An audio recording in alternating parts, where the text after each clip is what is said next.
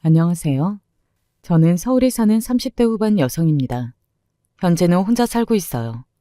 얼마 전까지는 시댁에서 남편과 시어머니 이렇게 셋이 살았고요.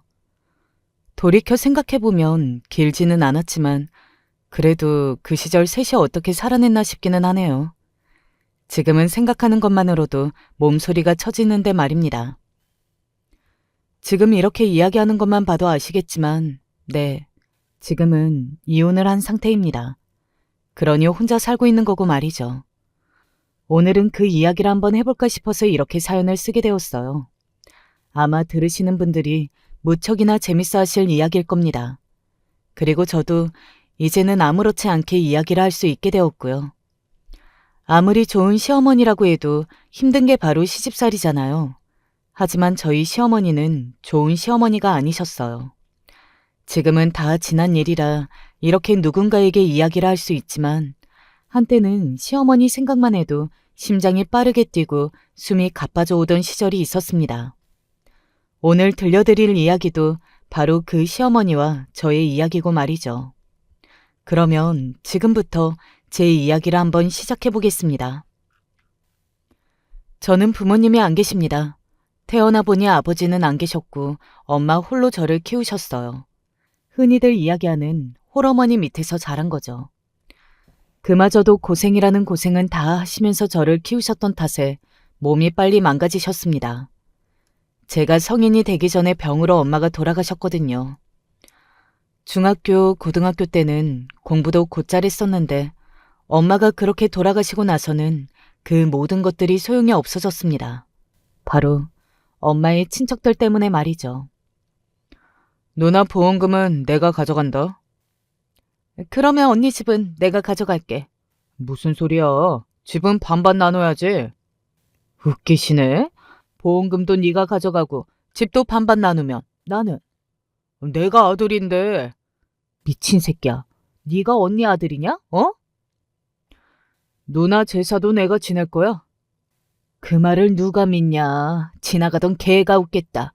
평생을 자기 큰누나 피 빨아먹고 살면서 언니 죽는 날까지 연락 한 번 없던 새끼가 하는 말을 누가 믿어? 그러는 누나는 큰누나한테 잘했나 보네.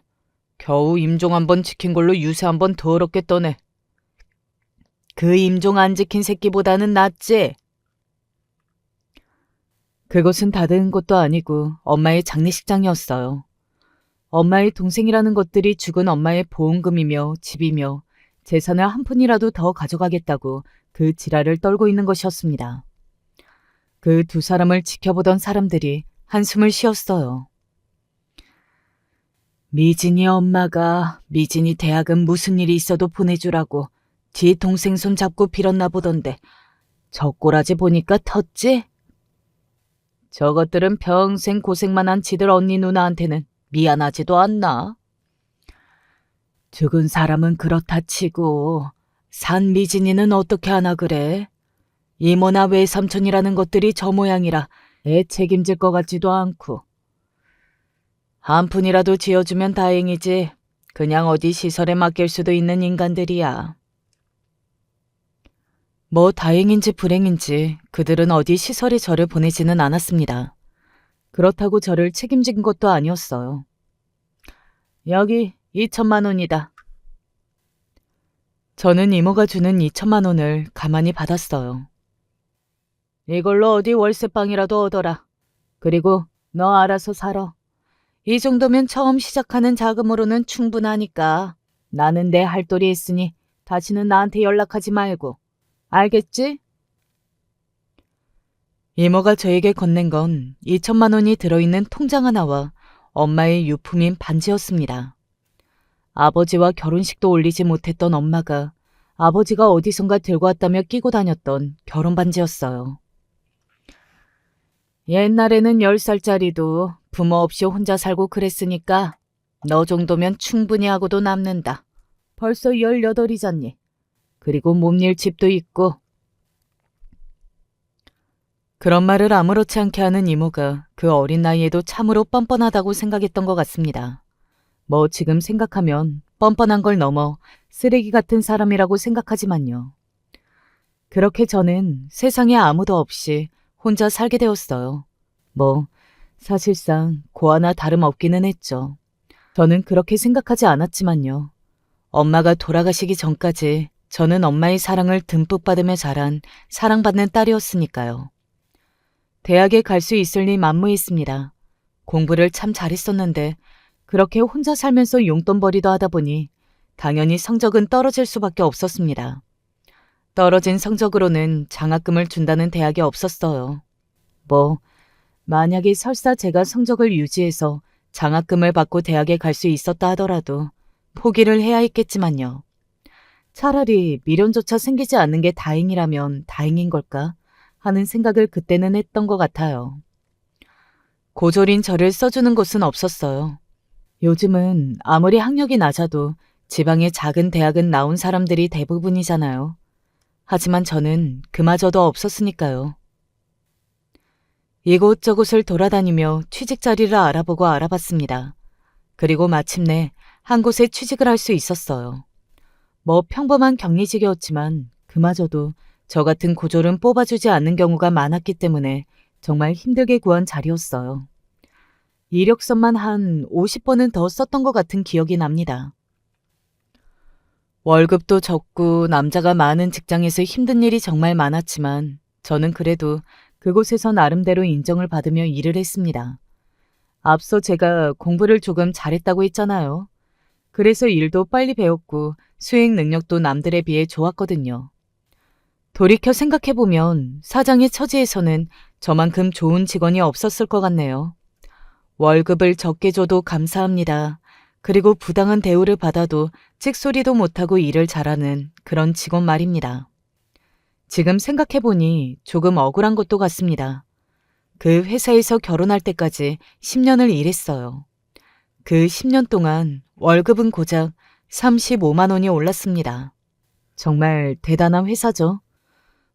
지금 와서 이런 말 소용없지만요. 저는 그래도 그 사장님 미워하거나 원망하지는 않아요. 결혼한다고 일을 그만둔다고 했을 때 그래도 축의금이라며 500만 원 정도를 따로 챙겨주시면서 이렇게 이야기하시기는 하셨었거든요. 내가 이 양한테 그동안 잘못했던 거 안 해. 그런데 회사 사정도 너무 힘들어서 그랬어. 그래도 이 양 월급을 그렇게 적게 주면 안 되는 거였는데 사람 마음이라는 게 참 못되고 간사하지. 착한 사람은 아무 말 못할 거 아니까 더 못되게 구는 거 내가 참 잘못했어. 그러면서 이 돈은 줘야 나중에 잠이라도 편하게 잘 것 같다고요. 실제로 회사 사정이 좋은 건 아니라는 것을 알고 있었기 때문에 사장님의 그 마음을 그냥 받았던 것 같아요. 지금에 와서 그때를 생각해도 그다지 안 좋은 기억으로 남아있는 건 아닙니다. 아무튼 그 회사에서 일을 하던 와중에 같은 사무실에서 일하시던 어떤 어르신의 소개로 남편을 만나게 되었어요. 내 친구 아들인데 애가 참 성실하고 착해. 한번 만나봐. 작정하고 본 선은 아니었지만 일종의 선 같은 거기는 했어요. 그리고 첫 만남에 남편이 저에게 반했다고 했습니다. 그 뒤로 저를 계속 쫓아다녔거든요. 남편은 저보다 2살이 많았는데 전문대학을 나와서 중소기업을 다니는 사람이었어요. 대단히 조건이 좋은 사람은 아니었지만 그때 저는 저에게 과분한 사람이라고 생각했었습니다. 부모님이 다 계시고 그래도 대학을 나왔고 정규직으로 취직이 되어 있는 월급이 꼬박꼬박 나오는 회사에 취직을 한 사람이었으니까요. 키도 작고 인물도 솔직히 이야기하면 좋지는 않았어요.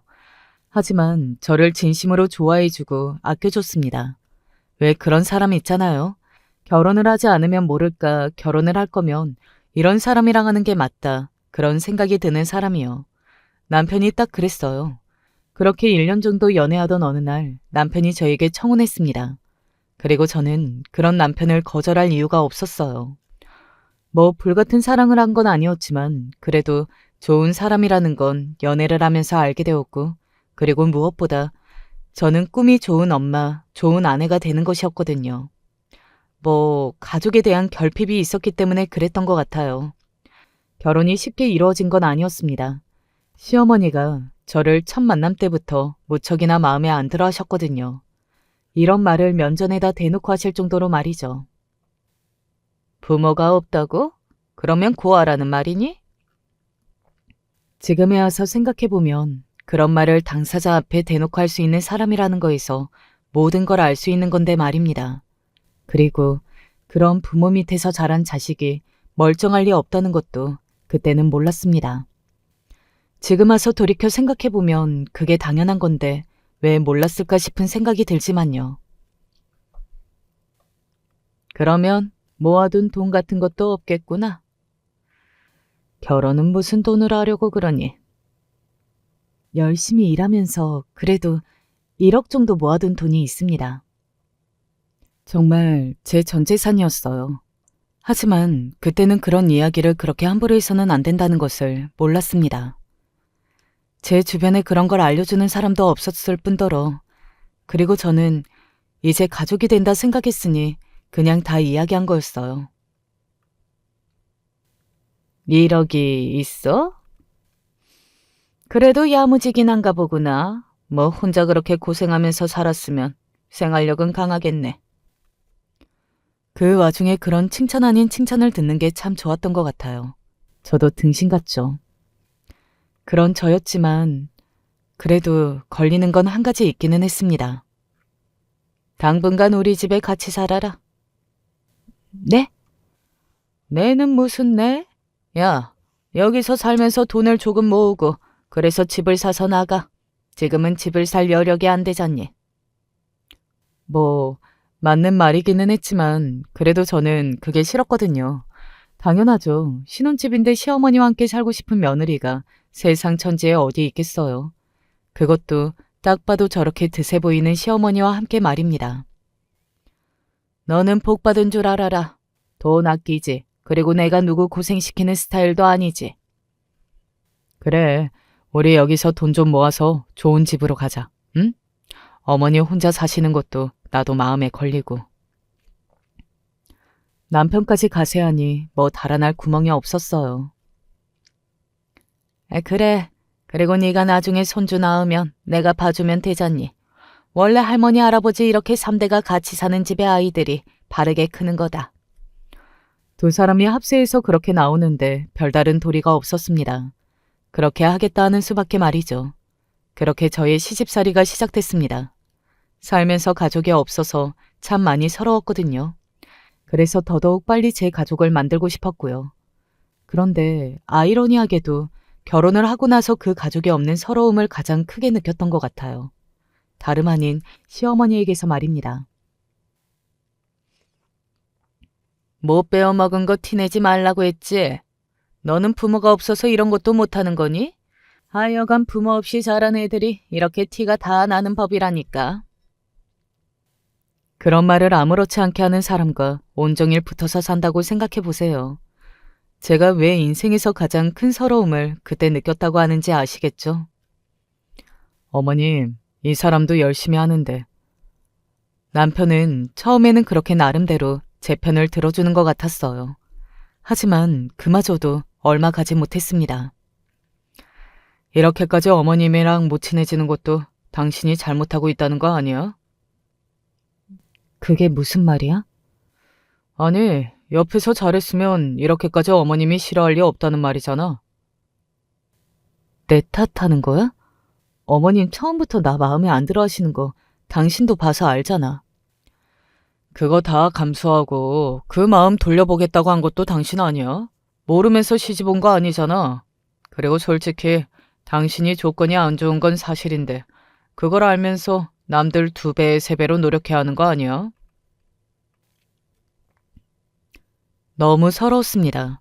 시어머니에게 그런 말을 듣는 것보다 남편이 내 노력을 몰라주고 알려고도 하지 않는다는 것이 너무 서러웠어요. 유일한 내 편이라고 생각했는데 그마저도 아니게 된 거니까요.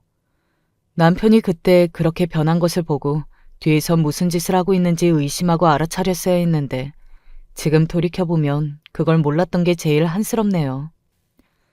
당시에 저는 그래도 시어머니와 남편이 제 가족이라고 생각했기 때문에 정말 최선을 다했어요.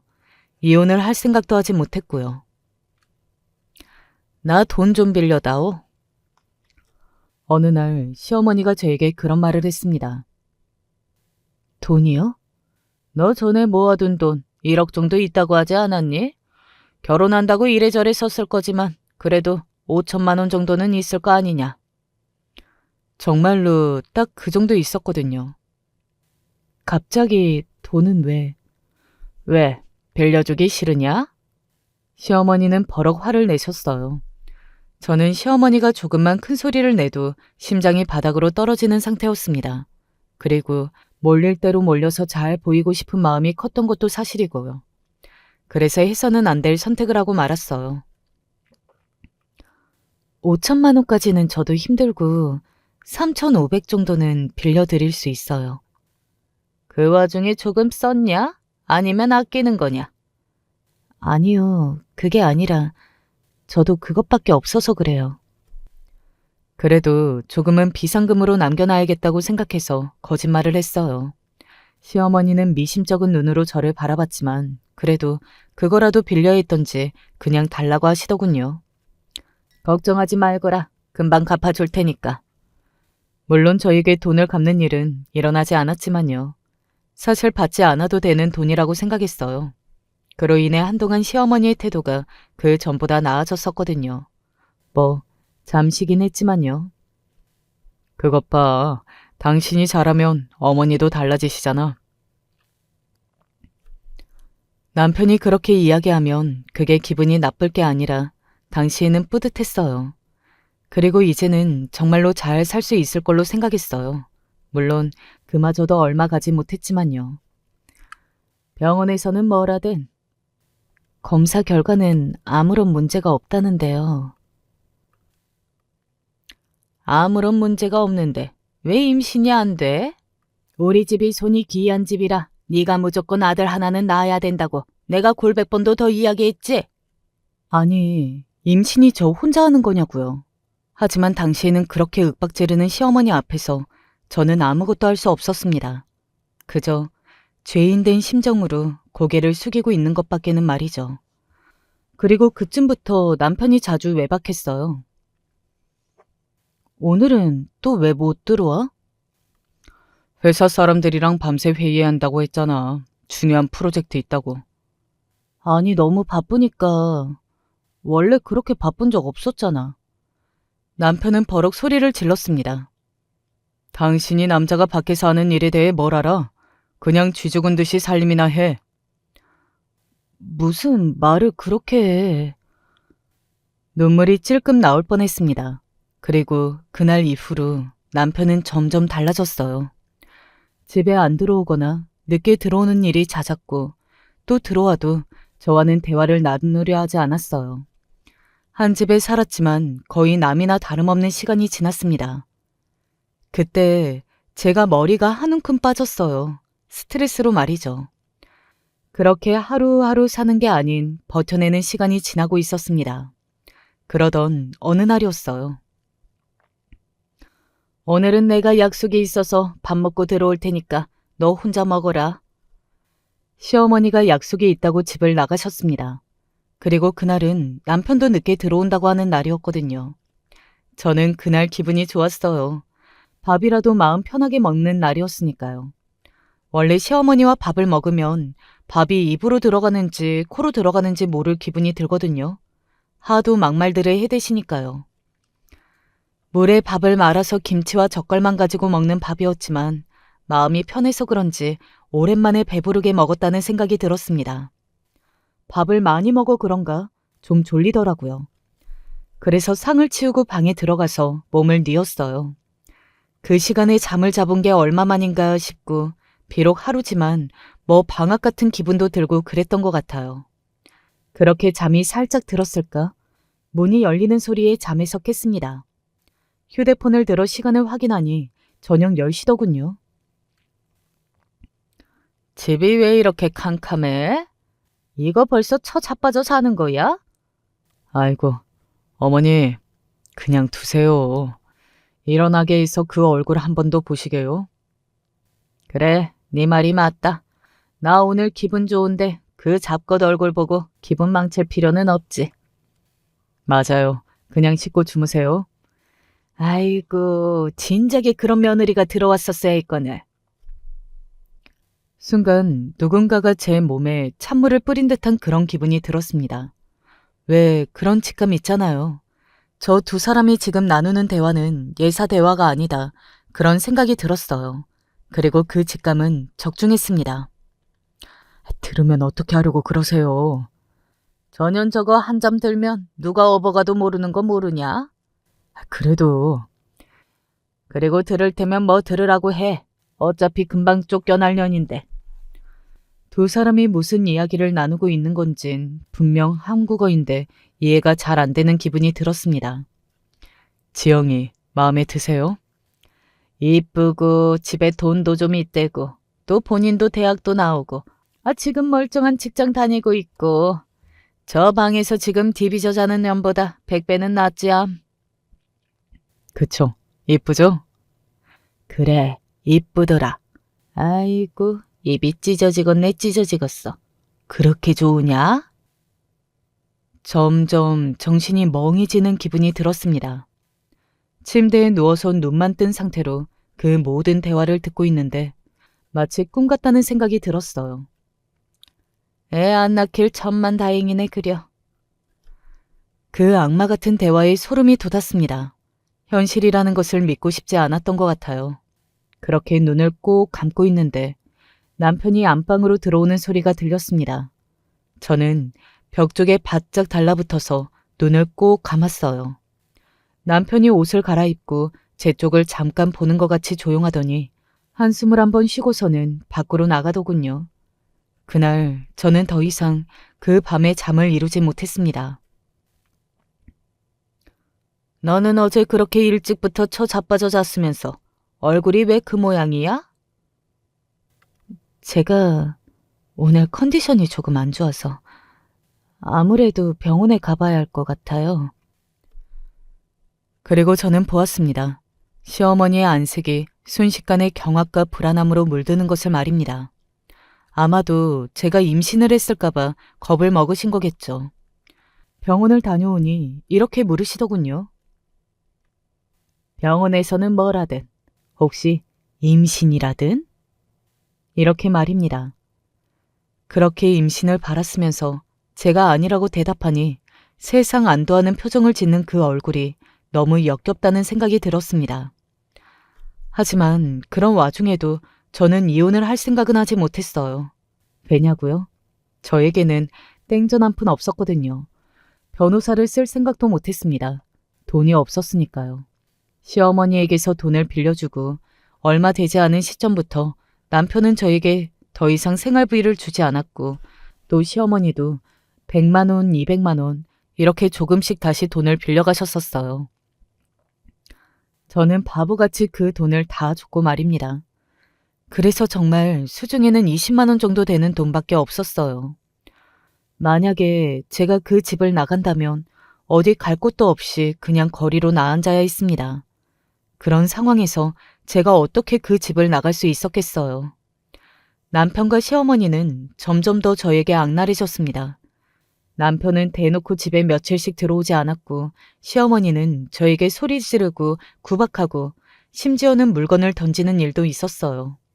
뭐 이유는 별 볼 일 없는 사소한 것들이었습니다. 빨래가 개어진 모양이 삐뚤다, 오늘 음식이 짜다, 뭐 그런 이유 말입니다. 그런 이유로 불같이 화를 내고 물건을 던지고 그러셨어요. 마치 저를 내일이라도 당장 쫓아낼 이유를 만드는 사람처럼 말이죠. 그것도 아니라면 제가 스스로 나가주길 바랐던 건가요? 하지만 저는 이를 악물고 모르는 척했습니다. 그리고 결국에는 시어머니가 본인의 성과를 참지 못하셨어요. 뭐 남편과 만나고 있다는 그 상간녀가 도망이라도 갈까봐 불안해서 더더욱 그러신 거겠지만요. 나는 너 꼴도 보기 싫다. 나가라. 어느 날 집에 파가 없어서 파를 사러 나갔다 오니 시어머니가 제 짐을 다 싸두셨는지 가방 하나를 던지면서 그렇게 이야기하시더군요. 네? 갑자기 그게 무슨 소리세요, 어머님? 어머님이라니. 나는 네 어머님 아니니까 닥치고 그냥 나가. 제가 뭘 잘못했는지를 알려주셔야죠. 그걸 몰라? 너는 그냥 존재 자체가 잘못이야. 네 꼴을 더 보고 있다가는 내 복장이 터져서 당장 내일이라도 죽을 것 같으니까 당장 나가. 그때 집에 남편이 없었거든요. 아니, 이렇게 갑자기 이렇게 무턱대고 나가시라 하면 저 사람을 두고 제가 내 아들이랑도 다 이야기된 거다. 네? 너 쫓아보내는 거 이미 다 이야기된 부분이라고. 너만 지금 당장 나가면 다 좋아진다니까. 너 때문에 우리 아들 인생 망가져야겠어? 나가. 아, 나가. 당장 꺼져. 아, 나가라고. 시어머니는 그렇게 이야기하면서 저에게 온갖 물건들을 다 던졌습니다. 뭐 나중에는 컵도 날아왔어요. 그렇게 밀리고 밀려서 저는 결국 그 가방을 든 채 대문 밖으로 나갈 수밖에 없었습니다. 앞이 캄캄했어요. 당장 이꼴로 준비가 하나도 되지 않는 상태에서 어디를 가야 하는 건지 감도 잡히지 않았습니다. 그저 눈물만이 뚝뚝 흐를 뿐이었어요. 그 앞에 멍하니 서서 한참을 울었습니다. 하지만 뭐 다른 걸 할 수 없었어요. 남편에게 전화를 해봤지만 남편은 전화를 받지 않았고요. 그대로 가방을 들고 터벅터벅 거리를 걸었습니다. 당장 20만 원도 없었어요. 며칠 정도야 지낼 수 있을지도 몰라도 뭐 생활이라는 걸 할 수 없는 금액이었습니다. 그래서 저는 남편과 시어머니에게 문자를 보냈어요. 어머니, 나갈 때 나가더라도 그러면 제 돈은 주세요. 빌려가신 돈은 받아야겠습니다. 돈 한 푼 없이 저보고 어떻게 살라고 이렇게 쫓아내시는 거예요? 시어머니에게서는 이런 답장이 왔습니다. 너 그간 먹어주고 재워준 게 누군데? 그런 소리가 나와? 우리 집에서 밥 처먹고 잠잔 돈이다. 너한테 내가 갚아야 할 돈은 없어. 쇠값을 받은 것이지. 기가 막혔습니다. 그리고 남편에게는 이렇게 문자를 보냈어요. 일단 만나서 이야기를 좀 해. 이런 식은 아니잖아. 나 어떻게 살라고 그래? 남편은 답장이 없었어요. 다만 제 통장으로 100만 원을 보냈더군요. 100만 원이요. 거의 5년을 살 맞대고 산 부인에게, 그것도 본인이 바람이 나서 쫓아낸 부인에게 100만 원이요. 아니 그게 사람 새끼냐 말입니다. 죽일 놈이지.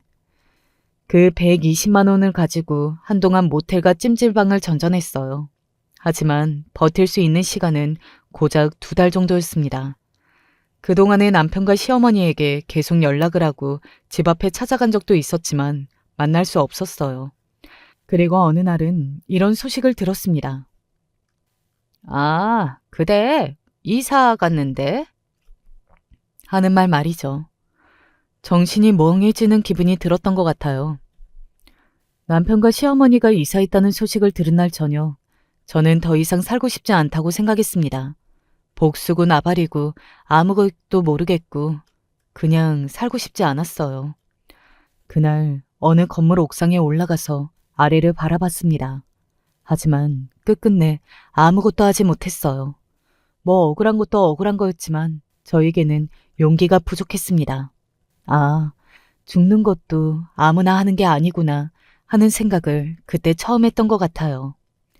그렇게 제 노숙 생활이 시작되었습니다. 뭐 처음부터 노숙을 해야지 한 건 아니었어요. 이모와 외삼촌을 찾아간 적이 있었습니다.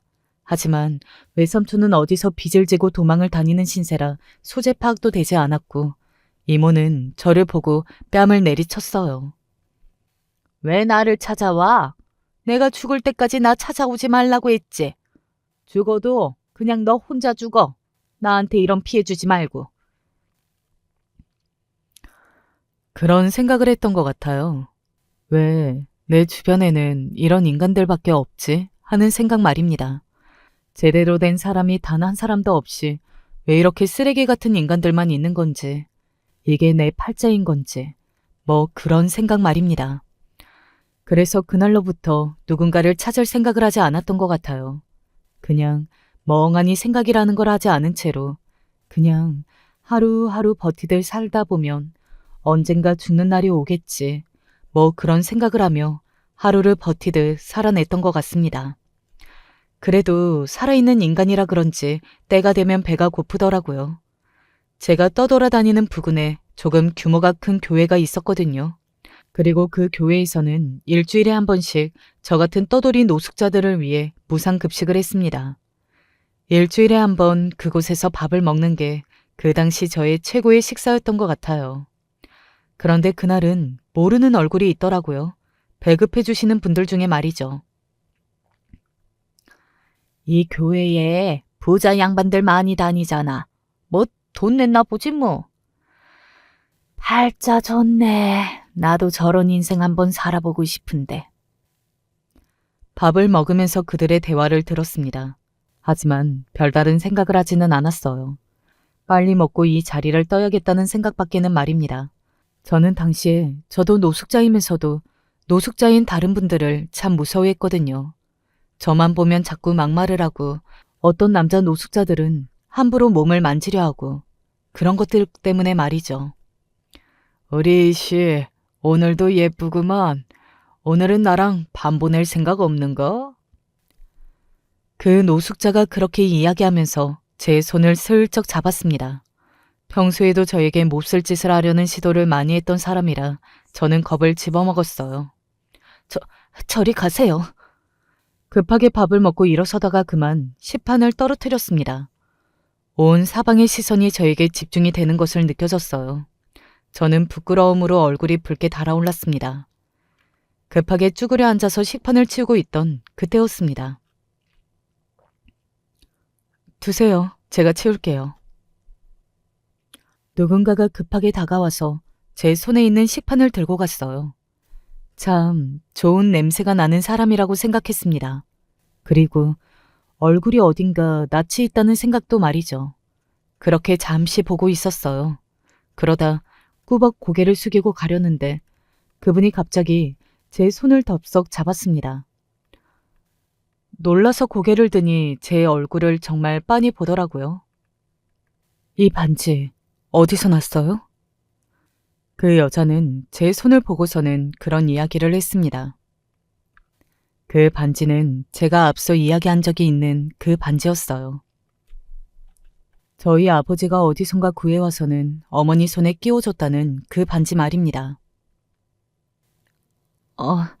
이거 훔친 거 아닌데?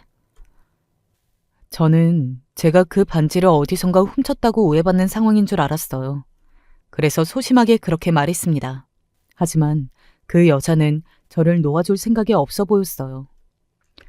아니, 훔쳤다고 뭐라 하려는 게 아니라 이 반지 어디서 났느냐고요. 저희 아버지가 어머니한테 주신 거라고 들었어요. 저는 잔뜩 주눅이 들어서 그 여자분을 힐끔거리며 그렇게 이야기했습니다. 그 여자분은 제 이야기를 듣고서는 눈이 더 휘둥그레졌어요. 혹시 성함이 이미진 씨가 맞으신가요? 네? 네. 그런데 제 이름은 어떻게 아시죠? 제가 이미진이 맞다고 이야기하자마자 그 여자의 눈이 반짝하고 빛나는 느낌이 들었습니다. 그리고서는 어디론가 전화를 걸어서 이렇게 이야기하더군요. 이미진 씨 찾았습니다. 하고 말이죠. 그리고 수많은 경호원들이 와서 저를 둘러싸기까지 얼마의 시간이 걸리지 않았어요.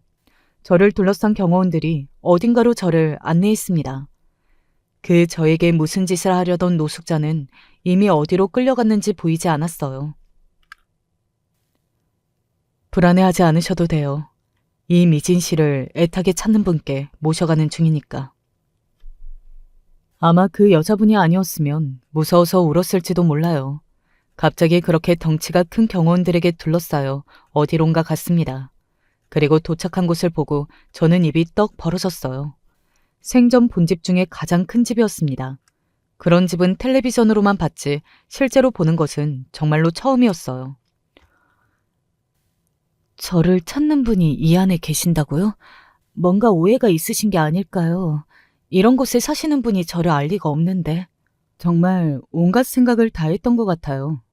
반지를 보고 어디서 났냐고 물었으니까 혹시 아버지가 이 반지를 훔친 건가?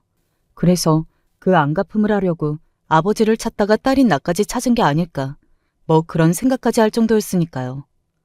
그렇게 긴장된 마음으로 그 여자분을 따라갔습니다. 그 집은 밖에서 보는 것만큼 안도 어마어마했어요. 집 안으로 들어가서도 한참을 걸어가서 거실에 도착했으니까요. 그리고 도착한 거실의 중앙 소파에는 한 할머니가 앉아 계셨습니다. 이 아이가 미진이냐? 네. 이리 와서 앉거라. 굉장히 아우라가 있는 분이라고 생각했던 것 같아요. 저는 그 말에 가만히 그분의 맞은편에 앉았습니다. 제가 앉자마자 갑자기 그분이 저에게 다가오셔서 저를 부둥켜 안으셨어요. 순간적으로 너무 놀라서 몸을 뒤로 뺐던 것 같아요. 그런데 그분의 입에서 나온 말에 그냥 그 자리에서 굳을 수밖에 없었습니다. 내가 네 할미다. 내가 네 할미야. 네? 이제야 찾아서 미안하구나. 사람이 죽을 때가 되니까 지나간 과거에 대한 후회만 남는다고. 진작에 찾았어야 했는데 그래야 네가 이 고생을 안 하는 건데.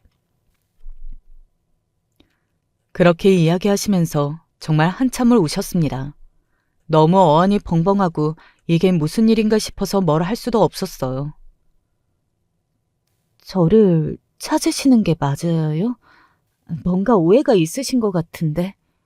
이런 말밖에는요. 이 반지가 내 반지다. 제가 손에 끼고 있는 아버지가 어머니에게 주셨다는 그 반지를 보고 이야기하셨습니다. 언젠가 사랑하는 여자가 생기면 주라고 내가 네 아버지한테 준 반지야. 그래서 네가 그걸 끼고 있을 수 있는 거고. 그리고 따로 검사하지 않아도 되겠다. 네 아빠 얼굴을 아주 빼다 닮았어. 그냥 똑같아. 그러면서 사진 한 장을 꺼내셨습니다. 거기서 저는 이게 현실임을 받아들였어요. 제가 가지고 있는 아버지 사진이 딱 한 장 있었는데 그 사진 속의 아버지와 똑같이 생긴 사람의 사진이 할머니 손에 들려 있었거든요. 할머니는 소위 이야기하는 돈놀이를 하시면서 재산을 불렸다가 지금은 부동산 사업을 하신다고 했습니다. 근방에서 알만한 사람들은 다 아는 현금 부자라고요. 돈은 많은데 못 배운 먹은 년이라 내 아들은 가방끈이 길었으면 했지. 그리고 며느리도 꼭 그런 아이로 데리고 오고 싶었고. 그런데 어느 날 네 엄마를 데리고 온 거야. 지지리도 가난한 집 딸, 가장 노릇을 하고 있는 동생만 줄줄이 딸린 아이. 고등학교도 중퇴했다는데 나는 그런 아이를 내 며느리로 도저히 받아들일 수가 없었다. 그래서 안 된다고 죽어라 반대했어. 나중에 내 말을 어기는 아들이 괘씸해서 더더욱 반대했다. 할머니는 어딘가 아련해 보이기도 했던 것 같아요. 과거를 생각을 하셔서 그랬던 것 같습니다. 그랬더니 그냥 집을 나가버리더구나. 나는 그런 아들이 미워서 더 얼굴을 안 봤다. 사고로 그렇게 됐다는 이야기를 듣고 나서는 네 엄마가 죽도록 미웠어. 네 엄마만 아니었으면 내 아들은 살아 있었을 텐데 싶어서. 그래서 죽을 때까지 네 엄마와 너를 안 볼 작정이었다. 근데 정말 죽을 때가 되니 그 모든 게 내 잘못이고 그저 후회만 되더구나. 그 여자분은 할머니 일을 도와주시는 분이었습니다. 아버지에게는 다른 형제도 자식도 없어서 할머니의 가족은 오로지 저 하나뿐이라는 이야기도 들었어요. 뭐 그 이야기를 들으니 원망스러운 마음보다는 그냥 긴 세월 본인의 고집으로 인해 외로웠을 생각이 들어서 조금 안타깝더라고요. 용서고 자시고 그런 것을 할 주제도 상황도 아니었습니다. 그저 이제는 몸을 닐 곳이 생겼고 그리고 무엇보다 내 편이 되어주는 가족이 생겼다는 마음의 위안이 정말 컸던 것 같아요. 노숙하면서 온갖 일을 다 보고 겪었으니까요. 그리고 그곳에서 꿈 같은 하루하루를 보내고 있던 어느 날 할머니가 조용히 저를 부르셨습니다. 그리고는 전혀 예상하지 못한 말을 또 하기 시작하셨어요. 다 들었다. 그 망할 것들한테 쫓겨났다고. 그래도 그 일을 대갚아줘야 하지 않겠니? 내 신조가 받은 만큼 돌려주는 거라서. 그렇게 남편과 시어머니를 다시 보게 되었어요. 그리고 그들은 제 예상과는 너무 다르게 지내고 있기는 했습니다. 원래 살던 집보다 훨씬 작은 집에 살고 있더군요. 그것도 남편과 시어머니 단둘이서 말입니다. 사실 저는 이제는 결혼을 했을 거라고 생각했는데요. 아이고, 내가 몰라 뵙고 죽을 죄를 지었습니다. 어르신, 한 번만 용서해 주세요. 아가, 한 번만 용서해다오, 응?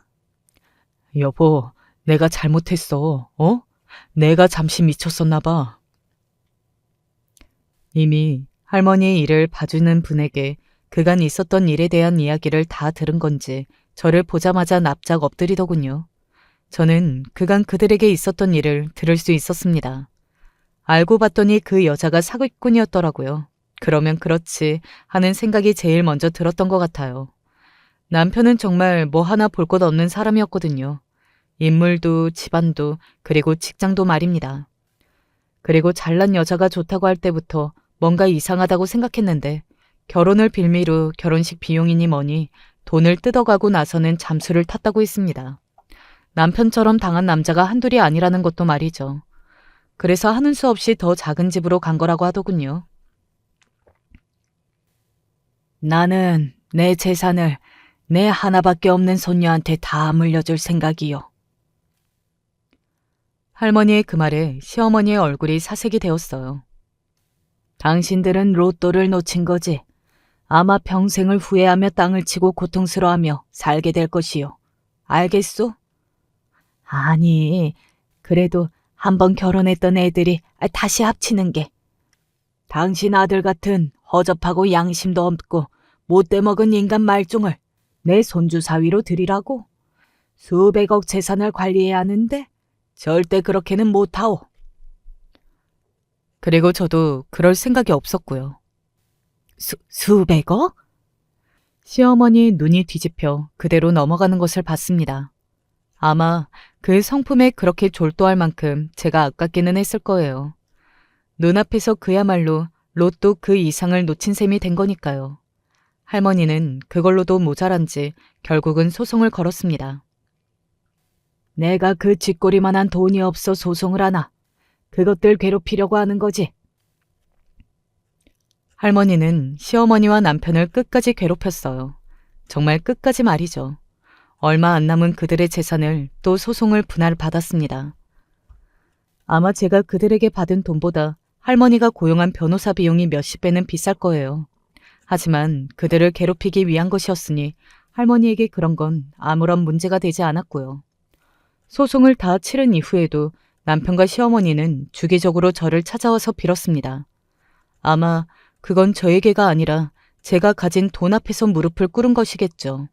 저도 잘 알고 있었고 그들의 얼굴만 봐도 역겨웠기 때문에 사람들을 시켜 다시는 제 앞에 나타나지 못하게 조치했어요. 그 뒤로는 제 앞에 나타나는 일은 없었습니다. 뭐 어디에 팔려갔다, 쥐도새도 모르게 묻었다, 그런 말들이 나오는 것 같았지만 알고 싶지 않았어요. 그리고 제가 할머니를 만났다는 소식을 어디서 들은 건지 이모가 저를 찾아왔습니다. 다시는 찾아오지 말라면서요. 아니, 그건... 왜요? 이제는 나한테 뜯어먹을 게 생겨서 찾아왔어요? 내가 그간 미안했다, 어? 저는 그런 이모를 가만히 보다가 이모의 뺨을 내리쳤어요. 이모는 놀라서 자기 얼굴을 감싸쥐고 저를 바라봤습니다. 찾아왔다는 이유만으로 전에 절 이렇게 때리셨잖아요. 노숙한다는 조카한테 돈 한 푼 안 쥐어지고 안 그래요? 미진아, 그때는 뭐 미안했다? 이런 개소리 하지 마세요. 저 아직 이모가 저한테 무슨 짓까지 하셨는지는 할머니께 말씀 안 드렸거든요. 이모가 하얗게 질린 얼굴로 저를 바라봤습니다. 저는 그런 이모를 향해 한자 한자 눌러서 또박또박 이야기했어요. 저희 전 시어머니랑 전 남편이 지금 어디 있는지도 모른대요. 할머니가 무서운 일 하시던 분이라 용서를 도저히 못하셔서 어디 팔려갔네, 어디 묻었네, 이런 소문이 엄청 돈다고 하더라고요. 미진아. 그런데 자기 아들 보험금을 조카한테 한 푼도 주지 않고 지들끼리 홀랑 나눠 가졌다는 걸 우리 할머니가 아시면 이모를 어떻게 하고 싶으시겠어요? 이모 같으면. 제 그 말에 이모의 안색이 순식간에 하얗게 바뀌는 것을 저는 보았습니다. 제 이야기가 정말로 무섭기는 한 것 같은 모양이었어요. 이모만 어디론가 사라지면 차라리 다행이죠. 근데 이모도 자식들이 있잖아요. 그 불똥이 자식들에게도 안 튈 거라는 보장이 없잖아요. 이모의 손이 덜덜 떨리는 것을 보였습니다. 이모는 지금 나를 찾아와서 돈을 바랄 때가 아니라 지금 있는 것도 못 지킬까봐 덜덜 떨어야 하는 게 맞는다니까요. 그런 생각을 할 줄 아는 인간이었으면 그때 저를 그렇게 버리지도 않았겠지만.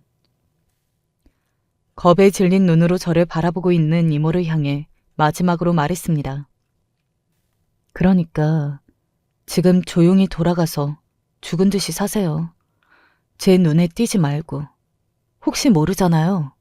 제가 이모나 이모부나 이모 자식들 얼굴을 우연이라도 보는 날에 그 전에 일들이 생각나서 복수라도 하고 싶어질지. 그러면 진짜 큰일 나요. 아시겠어요? 이모는 제 그 말에 혼비백산해서 그대로 그 자리를 떴습니다. 협박이 제대로 먹혔다는 생각이 들었어요. 물론 그 뒤로도 제 돈에 미련이 있는 듯 구는 모습을 한두 번 더 보기는 했지만 할머니가 조치를 취하신 건지 아니면 정말 무서운 분이라는 이야기를 어디서 들은 건지는 몰라도 어느 순간 제 앞에 나타나지 않았습니다. 그리고 그로부터 얼마 지나지 않아서 외삼촌의 소식도 듣게 되었어요. 다행인지 불행인지 외삼촌은 더 이상 제 앞에 나타나고 싶어도 그럴 수 없었습니다. 어디서 도박으로 사채로 엄청나게 지고 쫓기는 신세로 숨어 다니시다가 어느 순간부터는 어디서 뭐라고 사는지 소식도 들을 수 없게 되었다고 하더군요. 외삼촌의 주변인들은 그 사채를 빌려준 사람들이 어디다 삼촌을 팔아버렸다고 했습니다. 죽었을 거라고 말이죠. 그리고 그 소문의 신빙성을 더해주는 게 이거였어요. 죽지 않았다면 네가 그 재산을 물려받게 되었다는데 안 나타날 인간이 아니지. 그런 인간들은 반드시 콩고물을 바라고 나타나기 마련인데 이렇게 나타나지 않은 것만으로도 어디서 객사를 한 게 분명해. 그렇게 더 잘 살아보겠다고 한 푼이라도 더 가져가 보겠다고 아득바득 거리면서 어린 조카를 버렸던 인간들이 결국은 그 돈에 집착을 버리지 못하고 모두 불행해졌다는 게 너무 우스웠던 것 같아요. 그 사람이 잘 살고 못 살고는 결국 돈이 아니라 마음가짐이라는 생각도 들었던 것 같습니다. 아무리 돈이 있어도 지금 사는 곳이 지옥이고 내가 만족하지 못하면 결국은 그렇게 되는 거라는 생각도 말이죠. 앞서 할머니가 죽을 때가 되셔서 저를 찾는 거라고 했잖아요. 실제로 할머니는 많이 아프시기는 했습니다. 병원에서도 마음의 준비를 하라고 할 만큼 말이죠. 그런데 아직도 건강하게 살아 계세요. 병원에서도 기적이라는 말을 할 만큼 말이죠. 오늘도 의사다. 선을 또 봐요? 뒷조사를 조금 해봤는데 집안의 성품도 좋은 사람이래. 한 번만 더 봐봐. 그리고 할머니는 자신의 과제라도 되는 듯 요즘 저에게 좋은 짝을 찾아주는 것에 열과성을 다하고 계세요. 자기가 가면 이 세상에서 저를 지켜줄 사람이 필요하지 않겠냐고 말이죠. 저는 그런 할머니의 말을 거스르지 않고 잘 듣고 있습니다. 할머니가 저에게 돈을 줘서 그런 이유는 아니에요. 할머니가 저를 진심으로 아끼고 있다는 것을 저도 잘 알고 있고 무엇보다 저와 할머니는 세상에 하나 남은 가족이잖아요. 그래서 살아계실 때 하자고 하는 건 어지간하면 다 들어드릴 생각입니다. 그래야 나중에 후회가 없지 않을까 싶은 마음에서 말입니다. 제 이야기는 여기까지입니다. 사실 저도 쓰면서도 이게 나한테 일어난 일이라고, 지금 이게 현실이라고 하는 생각이 많이 들었던 것 같아요. 솔직히 이런 이야기는 현실에서 일어나지 않을 것 같은 이야기잖아요. 저도 여태는 그러고 살았고요. 죽을 생각까지 했었는데 요즘은 무척이나 행복합니다. 그때 정말 죽었으면 어쨌나 싶을 만큼 말이죠. 그래서 그래도 살고 볼 일이다 라는 말이 있나 봐요. 물론 모두에게 저와 같은 행운이 오지는 않을 겁니다. 하지만 이렇게 말도 안 되는 일을 겪은 저도 있는데 누군가에게는 작은 행운이라도 찾아오는 날이 반드시 오지 않을까요? 혹시 지금 힘들어하고 있으신 분들이 있다면 언젠가 그런 행운이 올지도 모른다는 생각으로 하루하루를 버텨보세요. 그러다 보면 또 사라지기도 하는 것 같습니다. 저는 이제 그만 이야기를 마무리해야 할 것 같네요. 긴 이야기였는데 마지막까지 제 이야기 들어주셔서 너무 감사합니다. 저도 누군가에게 이렇게 제 이야기를 털어놓을 수 있어서 참 좋았던 것 같아요. 그러면 이제 마지막 인사를 드리겠습니다. 언제나 좋은 일만 있으시고 또 건강하시기를 바랍니다. 분명히 내일은 오늘보다 더 나을 테니까요. 안녕하세요. 요즘 하루하루 힘겹게 살아가고 있는 대한민국 가장입니다. 요즘 너무 힘든 일이 있어서 인생 선배님들 조언 좀 받고 싶어 사연을 보냅니다. 저희 부부는 처음 만났을 때부터 서로가 서로에게 빠져들 것을 안 마치 운명과도 같은 만남을 가졌다고 생각합니다. 20살이었던 아내, 25살이었던 저. 첫 소개팅에 수줍고 부끄러운 마음 숨겨가며 집에서 가장 좋은 옷을 꺼내 입고서는 허리 빳빳하게 세우고 아내와 함께 커피를 마셨던 기억이 납니다. 그 당시 아내는 하얀색 원피스에 작은 가방을 들고 있었는데 얼굴 가득 홍조가 핀 것이 얼마나 어여뻤는지. 저와 아내는 서로가 첫 연애 상대였습니다. 제가 5살이나 많기에 연상으로서 아내를 이끌고 해야 했지만 저 역시 여자친구를 사귀어본 경험이 없으니 참 많이 서툴렀어요. 남자로서의 매력이 느껴지지 않을까 노심초사했지만 아내는 그런 저도 무척이나 좋아해 주었습니다. 종철 씨랑 하는 모든 것들이 제 처음이어서 기뻐요.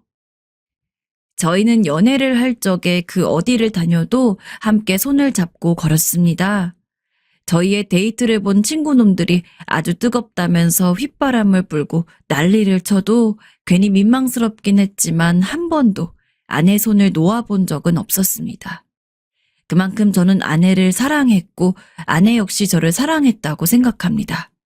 그런 저희이기에 연애를 한 지 약 1년 만에 결혼에 대한 이야기도 나누게 되었습니다.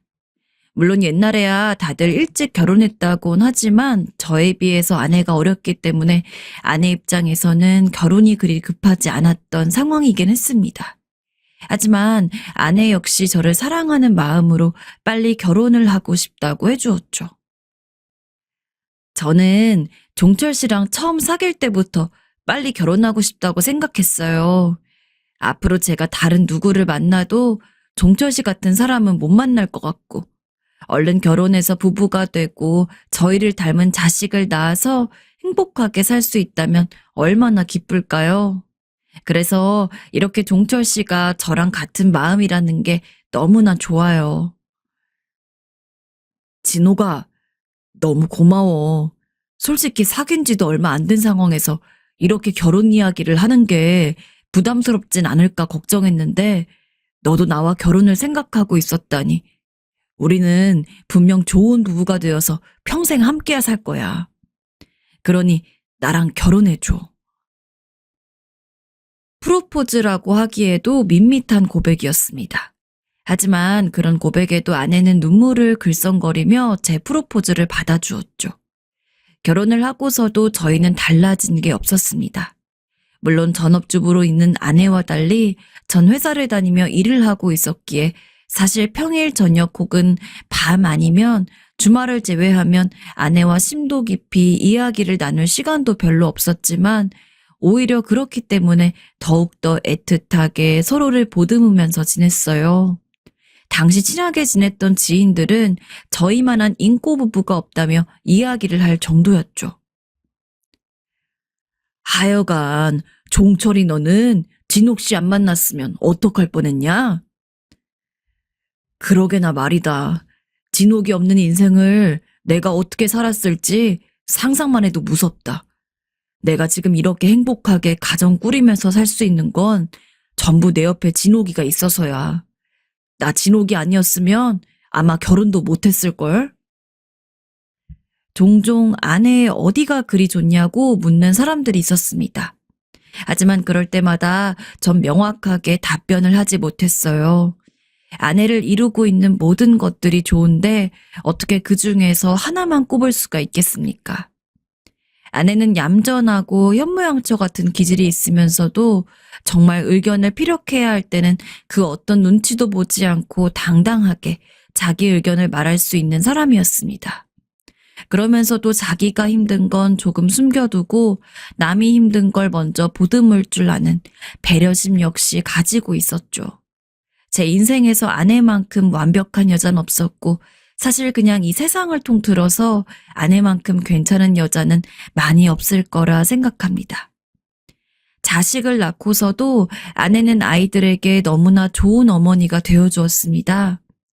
사실 아내가 임신하는 기간에 입덧이 너무 심해가지고 정말 하루 종일 골골대며 누워 있었습니다. 아내와 저를 닮은 아이를 가지고 싶긴 했지만 이렇게 아내를 힘들게 하면서까지 아이를 원했던 것은 아니었기에 누워있는 아내를 보면 너무 착잡하고 안타까웠습니다. 하지만 그러면서도 아내는 혹여나 제가 걱정할까 힘든데도 안 힘든 척하며 자기 괜찮다고 웃어 보이는 사람이었습니다.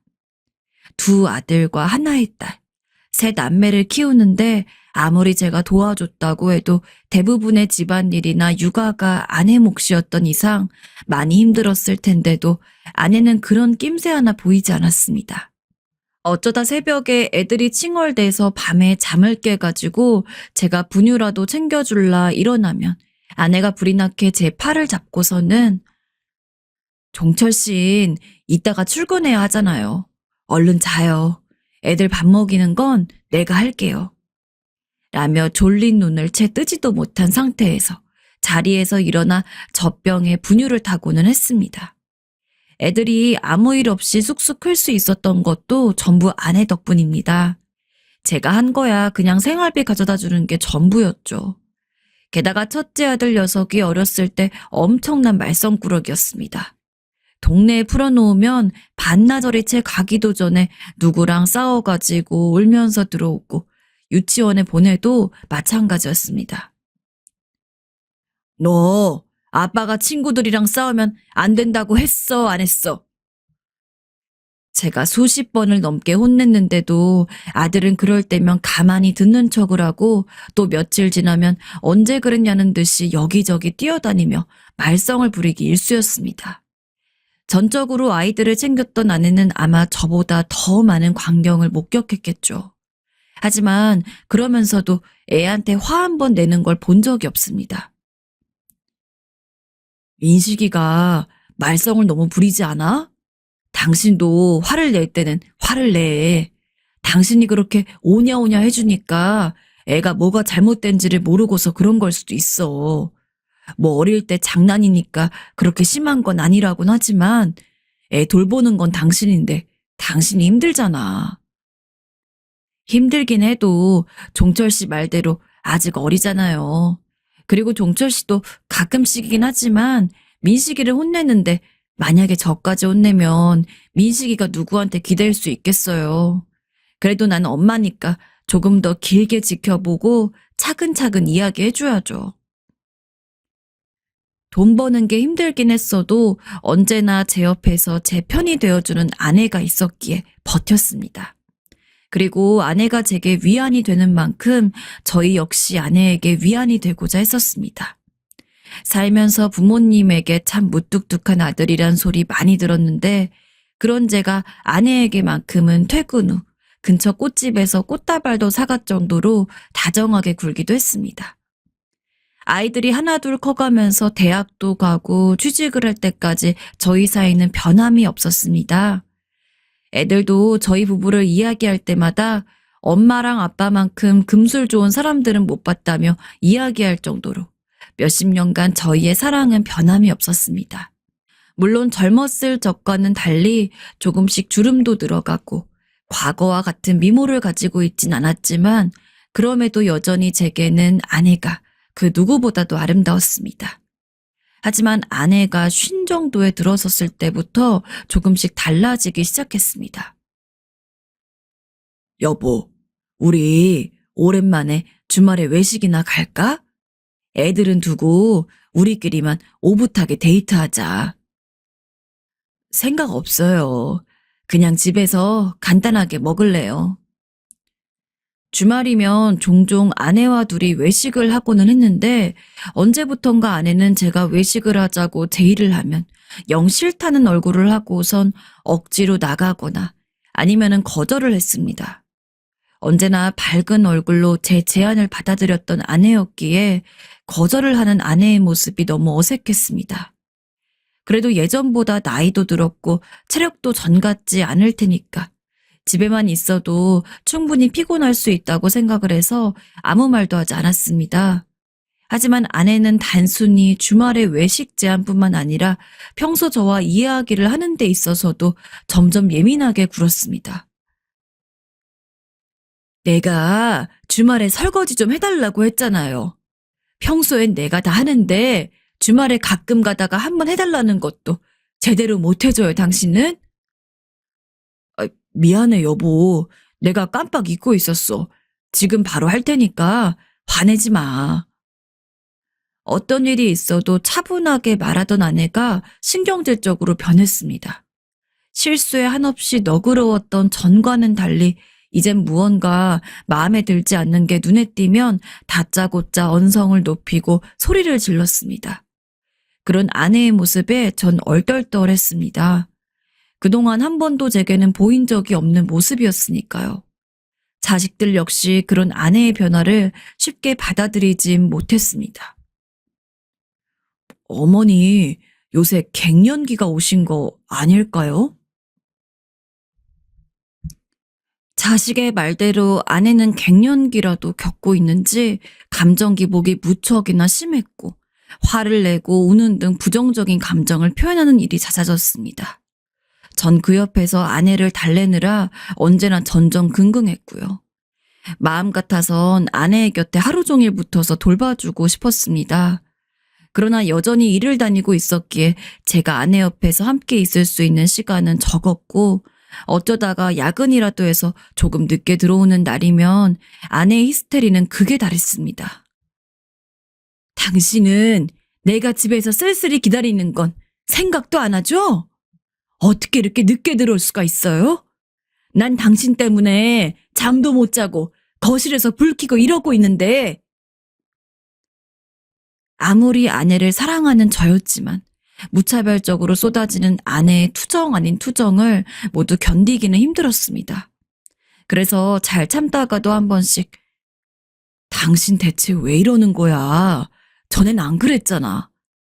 라며 화를 낸 적도 있습니다. 예전이었으면 아낸 제가 어쩌다 언성이라도 높이게 되면 바로 사과를 했을 겁니다. 하지만 아내는 오히려 그러면 그럴수록 당신이 뭘 잘했다고 나한테 소리를 질러요? 라며 도리어 저에게 뭐라고 했습니다. 나는 이제 당신을 떠나서 내 인생을 살고 싶어요. 애들도 다 컸고 이제 우리 도움은 필요하지 않을 테니까 이제 우리는 그만 갈라져요. 이혼합시다. 그러더니 나중에는 갱년기가 절정이라도 다뤘는지 하루에 한 번씩 자기 인생을 살겠다면서 이혼을 제게 요구했습니다. 터무니없는 이야기였기에 당연히 들어주지 않았습니다. 어떻게든 아내를 어르고 달래서 왜 그러냐, 왜 갑자기 그런 생각을 했냐라고 물어도 아내는 그럴 때면 꼭 입을 다물고는 아무런 대꾸도 하지 않았습니다. 속이 너무나도 답답했죠. 오죽했으면 제가 자식들에게도 너네 엄마 대체 왜 저러냐고 물어봤겠습니까? 하지만 자식들 역시 갑자기 변해버린 아내를 적응하지 못하고 있는 상황이었습니다. 어머님 오시고 한번 병원에 가보는 것도 좋을 것 같아요. 갱년기가 맞다고 해도 계속 심하게 지속되면 우울증에 걸릴 수도 있으니까 미리 검사를 받아보는 사람도 많다고 하더라고요. 하지만 아내는 병원에 가자고 해도 절대 가기 싫다고 극구 거부했어요. 내가 그런데 왜 가요? 당신 지금 나 정신병자 취급하는 거예요? 아니, 그게 아니라 난 당신이 걱정돼서 그렇지. 됐어요. 아무튼 난 안 가요. 허나 자식들 말대로 아내를 이대로 그냥 냅둘 수도 없었기 때문에 결국 반 정도는 억지로 병원에 데려갔죠. 그리고 의사는 아내에게 우울증 소견이 있다고 이야기를 했습니다. 언제나 웃는 얼굴로 늘 행복해 보이던 아내가 갑자기 우울증이라니. 대체 어쩌다가 이렇게까지 된 건지 전 너무나 궁금했습니다. 우울증이 발생할 수 있는 원인은 여러 가지가 있습니다. 일상 속 스트레스가 문제가 될 수도 있고, 환자분이 직접적으로 이야기를 해주지 않는 이상 의사인 저로서도 명확하게 이유를 알 수는 없어요. 일단 처방해 주시는 약 꼬박꼬박 드시게 하고 최대한 환자분과 시간을 많이 보내는 것이 중요합니다. 믿을 수 있는 가족과 함께하면 우울증이 좋아지는 경우도 있으니까요. 평소에도 아내와 함께하기 위해서 노력하는 편이었지만 의사가 그렇게까지 이야기를 하는데 더욱더 많은 시간을 활용할 수밖에 없었습니다. 일을 다녀야 했지만 아내 걱정에 회사에서도 한숨만 푹푹 쉬곤 했죠. 부장으로서 일을 하고 있었기에 책임질 것도 많고 할 일도 다른 사원들에 비해 훨씬 많은 상황이었지만 제가 아내 걱정으로 제대로 일을 하지 못하니 자연스럽게 다른 동료들이 제 몫만큼 더 일을 해야 했습니다. 그게 어찌나 미안했던지 특히 그 당시 경력으로 입사한 여직원이 하나 있었는데 조금 이례적으로 부장인 제가 사수로서 업무 관련 지시를 내리고 가르쳐 줄 걸 가르쳐 주고 있던 터라 여직원 역시 덩달아서 업무에 지장이 생길 수밖에 없었습니다. 내가 너무 미안해요. 요새 아내가 아파가지고 그거 신경 쓰느라 솔직히 회사에 있으면서도 자꾸 집 생각이 나고 그러네. 아닙니다. 부장님 그러실 수도 있죠. 사장님께서 안 그래도 부장님이 요새 집에 일이 많아서 저한테 신경 쓰지 못할 수도 있다고 궁금한 게 있으면 사장님한테 여쭤보라고 하신 상황이에요. 그러니까 부장님도 너무 제 걱정 안 하셔도 괜찮아요. 그 당시에 저는 정말 집에서도 회사에서도 마음대로 되는 게 하나 없어 너무 곤란했습니다. 아내의 우울증 원인을 알았지만 병을 낫게 해주지 못할 거라면 회사 일이라도 집중을 해야 하는데 그것도 못하고 회사 일에 집중을 못할 거면 어떻게든 아내라도 다시 건강하게 만들어야 하는데 그조차도 여의치 않고 여러모로 짐이 많아 저 역시 예전보단 웃는 일이 확연히 줄어들었지만 그럼에도 전 아내를 포기할 수 없었습니다. 여보, 제발 왜 그렇게 우울한지 말 좀 해줘. 당신이 이야기를 하면 내가 도와줄 수도 있잖아. 대체 무슨 일 때문에 그러는 거야? 당신은 원래 잘 웃고 누구보다 긍정적인 사람이라는 거 내가 제일 잘 알아. 그런 당신이 힘들 정도면 분명 어지간한 일은 아닐 거 아니야. 나는 당신 남편으로서 당신이 다시 예전처럼 건강해지기를 바래. 그러니까 제발 좀. 응? 말 걸지 마요. 피곤해요. 나 자고 싶어요. 거의 무릎 꿇고 빌다시피 아내에게 이야기한 적도 있었습니다. 하지만 아내는 그럴 때마다 입술만 달싹거리고 결국엔 아무런 이야기도 하지 않았습니다. 그저 싫다고, 다 싫다고 고개를 내젓는 게 전부였죠. 아내가 평소 좋아하는 꽃도 자주 사오고 혹시나 기분이 풀릴까 싶어 회사 동료에게 추천받은 케이크도 사가고 오랜만에 연애 시절 분위기 내보자며 저렴한 은반지도 사서 손가락에 끼워주고 그랬습니다. 하지만 그런 제 노력이 무색하게 아내는 거의 시름시름 앓다시피 하며 점점 안색도 초췌해져 가고 더 이상 저와 눈을 맞추려 들지 않았습니다. 그러던 어느 날 첫째가 아내 걱정이 되었는지 왔지요. 어머니, 저 왔어요. 첫째예요. 어머니 일어나실 수 있겠어요? 왜 왔니? 피곤할 텐데. 어머니 보고 싶어서 왔죠. 몸은 괜찮으세요? 안색이 왜 이리 안 좋으세요? 자식들이 와도 상황은 달라지는 게 없었습니다. 말라가는 꽃과 같은 아내를 보며 저는 늘 불안함에 떨어야 했죠. 어쩐지 제가 조금만 눈을 돌리면 아내는 이 세상을 떠나서 저 하늘로 훨훨 날아갈 것만 같았거든요. 급기야 자식들도 엄마가 이러다 잘못될까봐 무서워요. 하고 말할 정도였어요. 그러던 어느 날, 그날은 유독 볕이 좋은 봄이었습니다. 당시 일이 너무도 많아 밤늦게까지 일한 다음 새벽녘에 집에 들어와 죽은 듯이 잠을 잤던지라 주말만 되면은 느지막한 오후에나 간신히 일어나곤 했는데 신기하게도 그날은 눈이 일찍 떠졌습니다. 그리고 비슷한 시기에 깨어난 아내 역시 전에 없이 밝은 얼굴이었죠. 여보, 오늘은 괜찮아? 어쩐지 다른 때보다 안색이 좋아 보이는걸? 그래요?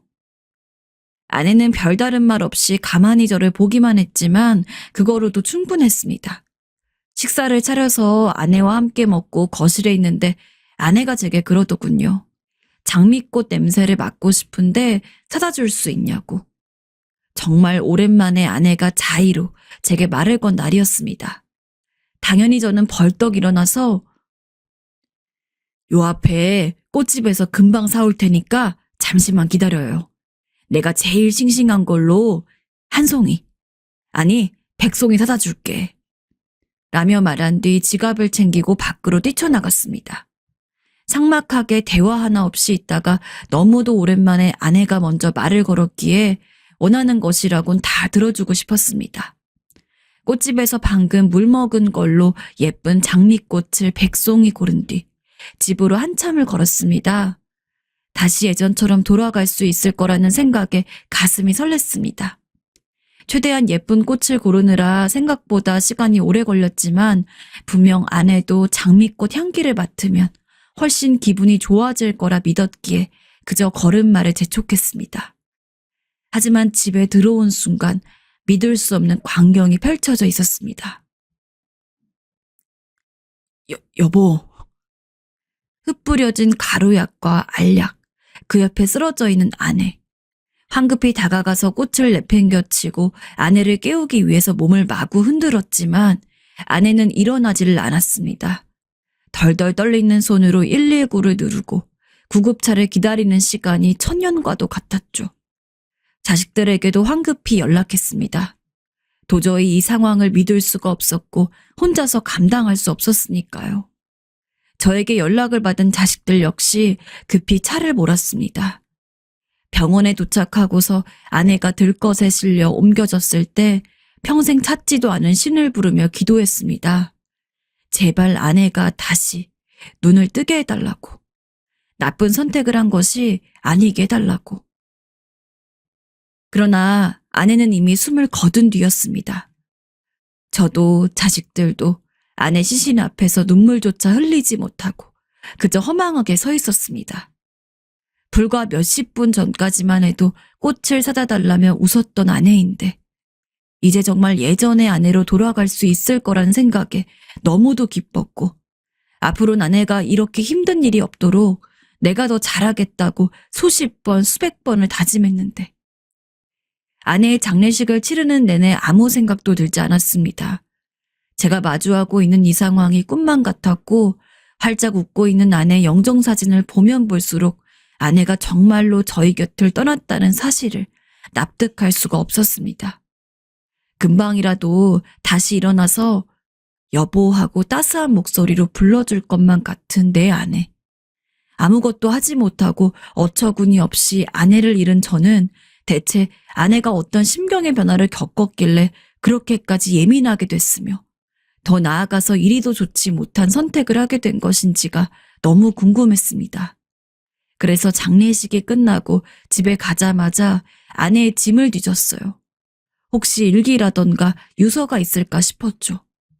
평소 아내는 아주 작은 것도 메모를 하고 기록을 하는 스타일이었기에 충분히 가능성이 있었습니다.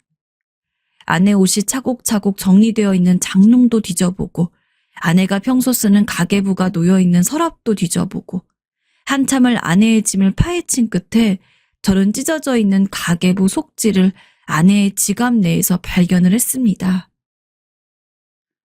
내 가족에게 그리고 남편에게 라고 쓰여져 있는 종이는 누가 봐도 아내가 남긴 유서였습니다. 떨리는 입술에 애써 침을 바르며 긴장을 완화하고 전 천천히 아내가 쓴 유서를 열었습니다. 그리고 한 줄 한 줄 꼼꼼히 읽어나가며 전 떠나간 아내를 부르짖으며 울 수밖에 없었습니다. 사랑하는 내 자식들아, 엄마가 이렇게 먼저 떠나서 미안하단다. 하지만 이 엄마는 더 이상 이 세상을 사랑할 자신이 없어. 한평생 사랑할 거라고 다짐했던 너희 아빠를 믿을 수가 없기 때문이란다. 엄마랑 결혼을 할 때 나만을 평생 사랑하겠다는 너의 아빠의 말만을 굳게 믿었어. 그리고 너희가 성인이 되고 자립할 때까지 키워나가며 이 엄마는 그 마음 변치 않고 오로지 너희 아빠만 사랑했다고 장담할 수 있단다. 하지만 너희 아빠는 아닌 것 같구나. 너희가 어렸다면 내가 이 세상 떠나는데도 많은 고민이 있었겠지만 그래도 너희가 다 컸기에 이제 이 엄마가 없어도 잘 살 수 있으리라 믿고 조금 마음 편히 이승을 등지려고 한다. 다시 한번 사랑한다 얘들아. 여보, 나 말고 다른 사람이 좋아졌으면 진작 얘기를 해주지 그랬어요. 언제부턴가 당신이 퇴근 후에도 방에 들어가서 전화를 하고 그러는 게 이상했어요. 의심하면 안 됐는데 자꾸 신경이 쓰이는 건 어쩔 수 없더군요. 매일 저녁마다 당신이랑 전화하는 여직원. 좋아하는 거죠? 처음 그 사실을 알았을 때는 가슴이 너무도 쓰렸어요. 당신에게 이야기를 할까 싶었지만 그게 다 무슨 소용인가 싶어서 그냥 꾹 참고 넘기려고 했어요. 전 여전히 당신을 사랑했으니까. 하지만 이제 저도 더는 버틸 수가 없네요. 당신을 사랑했던 그 마음 하나만을 가지고 전 이만 이곳을 떠나려고 합니다. 여보, 그래도 아직은 당신을 여보라고 불러도 되겠죠? 많이 원망했지만 그럼에도 당신을 사랑하기에 당신이 행복하기를 바래요. 전 유서를 읽고 한참 넋을 놓을 수밖에 없었습니다. 제가 불륜이라니요. 유서 속 안에는 저와 회사 여직원과의 불륜을 의심하고 있었습니다. 제 업무가 일반적인 회사처럼 업무 시간이 딱 정해진 게 아니라서 퇴근을 하고 난 후에도 전화를 통해 업무 지시를 한 적이 많았는데 아무래도 친하다 보니까 업무 이야기를 하다가 장난도 치고 그런 적이 있거든요. 근데 아내는 그 모습을 보고서 저와 여직원이 불륜 관계라고 오해했던 것 같습니다. 세상에 불륜을 오해하다니. 아니 오해했다면 말이라도 하지. 그렇다면 풀수라도 있었을 텐데. 전 결국 저로 인해 아내가 세상을 떠났다는 사실에 하늘이 무너지는 것만 같았어요. 제가 오해받을 행동을 하지 않았다면 아내는 살아있었겠다는 생각이 쉴 새 없이 불어닥쳤습니다. 아니 하다못해 아내가 그렇게 힘들어할 때 아무리 말을 안 해준다고 해도 포기하지 않고 끝까지 물어봤다면 이 오해를 벗을 수도 있었을 텐데 정말 왜 그랬던 걸까요? 또 제가 그 해만 여직원과 통화한 게 아닙니다. 퇴근 후 집에서 회사 관련 연락과 업무를 한 지가 한 2회가 아니거든요. 지레짐작하는 거지만 갱년기 기간과 겹쳐진 것으로 상황이 극대화되지 않았을까 싶지만 이렇게 오해 하나로 세상을 떠나다니 모두 제 잘못같이 느껴졌습니다. 지금 현재 저는 거의 숨만 붙어있다시피 하는 삶을 살고 있습니다. 자식들은 아버지 탓이 아니라 말해주지만 자식들도 모두 갑작스런 아내의 죽음으로 힘든 상황이고 전 바보같이 힘들었을 아내도 생각하지 못하고 단순한 우울증이라고 판단한 제 자신이 너무 싫습니다. 어떻게 살아야 할지를 모르겠습니다. 앞으로의 인생, 살아갈 자신도 기력도 남아있질 않습니다. 여러분이면 어떻게 하시겠습니까? 정말 모든 걸 되돌리고 싶습니다. 가끔씩 아내가 꿈에 나옵니다. 꿈에서 전 아내에게 무릎을 꿇고 용서를 빌고는 해요. 그리고 아내는 그런 저를 따스하게 안아줍니다. 언제나처럼 다정하고 온화한 제 아내의 모습으로요. 잠에서 깨고 나면 그런 아내를 이젠 더 이상 현실에서 볼 수 없다는 생각이 허무합니다. 솔직히 저도 살고 싶지가 않아요. 전 이제 어떻게 해야 할까요? 아내가 없는 세상을 제가 잘 살아나갈 수 있을지 모르겠습니다. 전 영영 아내에게 죄인이겠죠. 안녕하세요. 노년에 저 같은 분이 있으실까요? 정말 여러분들에게 위로 좀 받고 싶습니다. 오로지 자식들만 바라보며 살아왔는데 지금은 어디서부터 잘못된 건지 알 수가 없네요. 부족한 글솜씨이지만 많은 분들의 의견을 듣고 싶습니다. 사람이란 게 참 묘하게 슬픈 것이 자기가 부모로부터 겪었던 어떤 싫은 부분을 나는 절대 자식들에게 하지 않겠다고, 아니 그렇게 살지 않겠다고 다짐을 하게 되는데요. 그러면서도 어쩔 수 없이 그 부분을 닮아가는 모습이 있다는 것입니다. 평생을 저희 어머니에게 그런 모습을 보면서 그토록 싫어했는데 저 역시 이런 모습들을 그대로 전해주게 될지 몰랐기에 많이 당황스럽고 속상합니다. 워낙에 저는 형편이 좋지 않은 상태로 자랐고 딸 넷에 아들 하나인 집에 막내딸로 태어나서 꽤 구박을 받고 살아왔어요. 그래서 얼른 집을 벗어나고 싶어서 사회에 나오자마자 결혼을 하게 되었어요.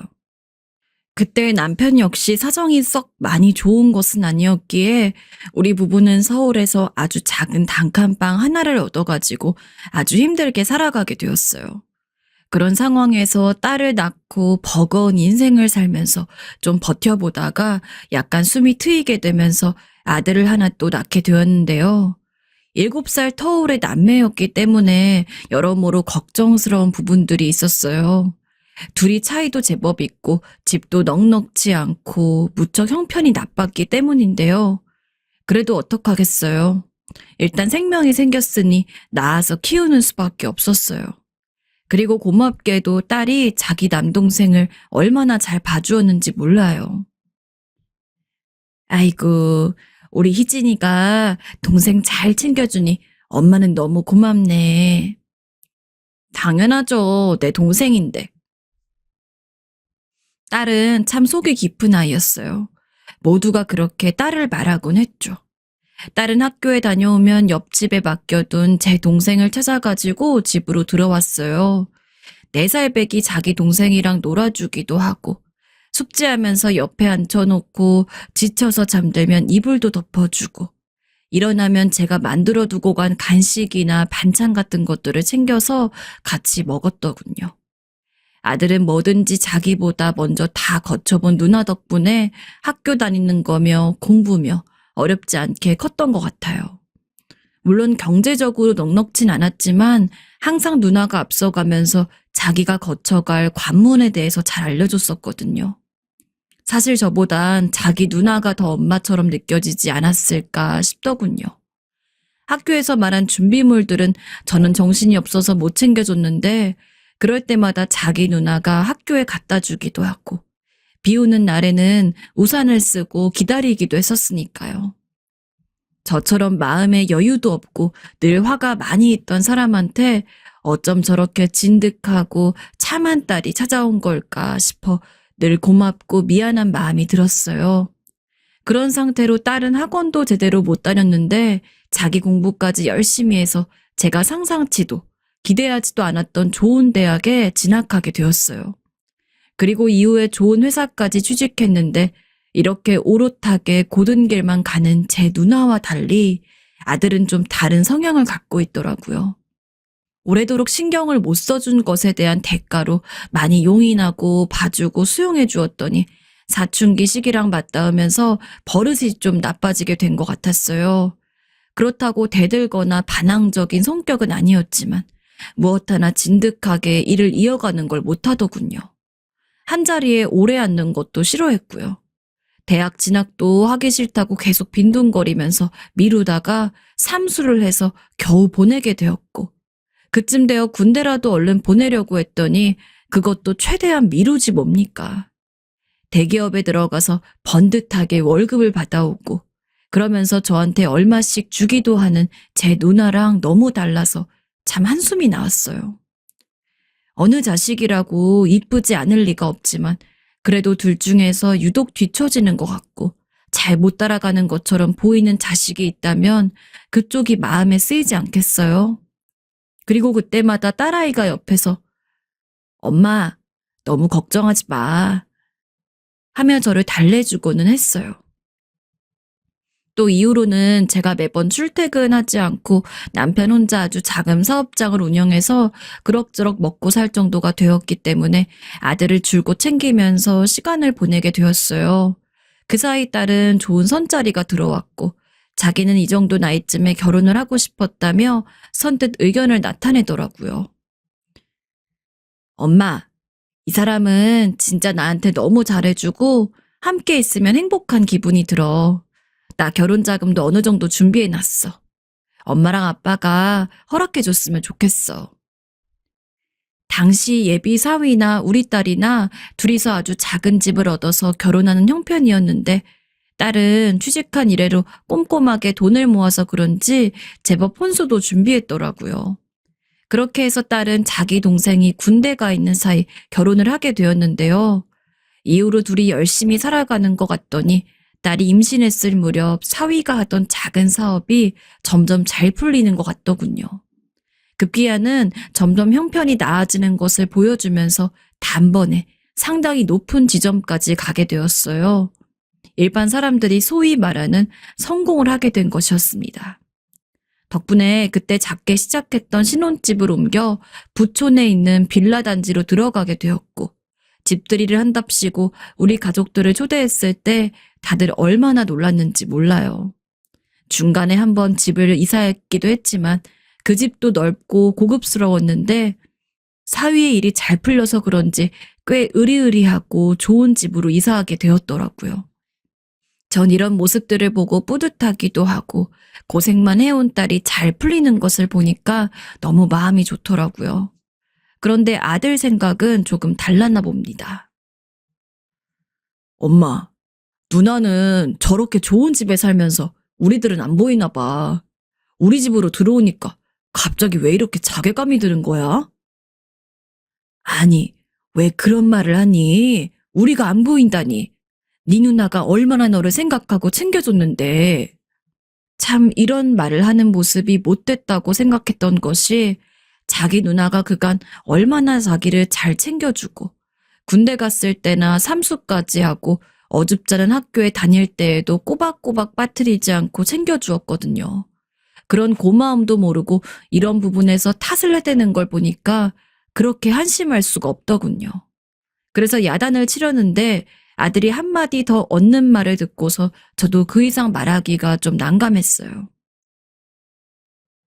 누나는 좋겠다.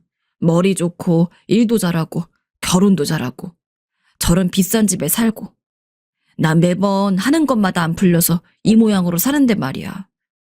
내 인생은 왜 이런 거야, 엄마? 괜히 비교당하는 것 같아.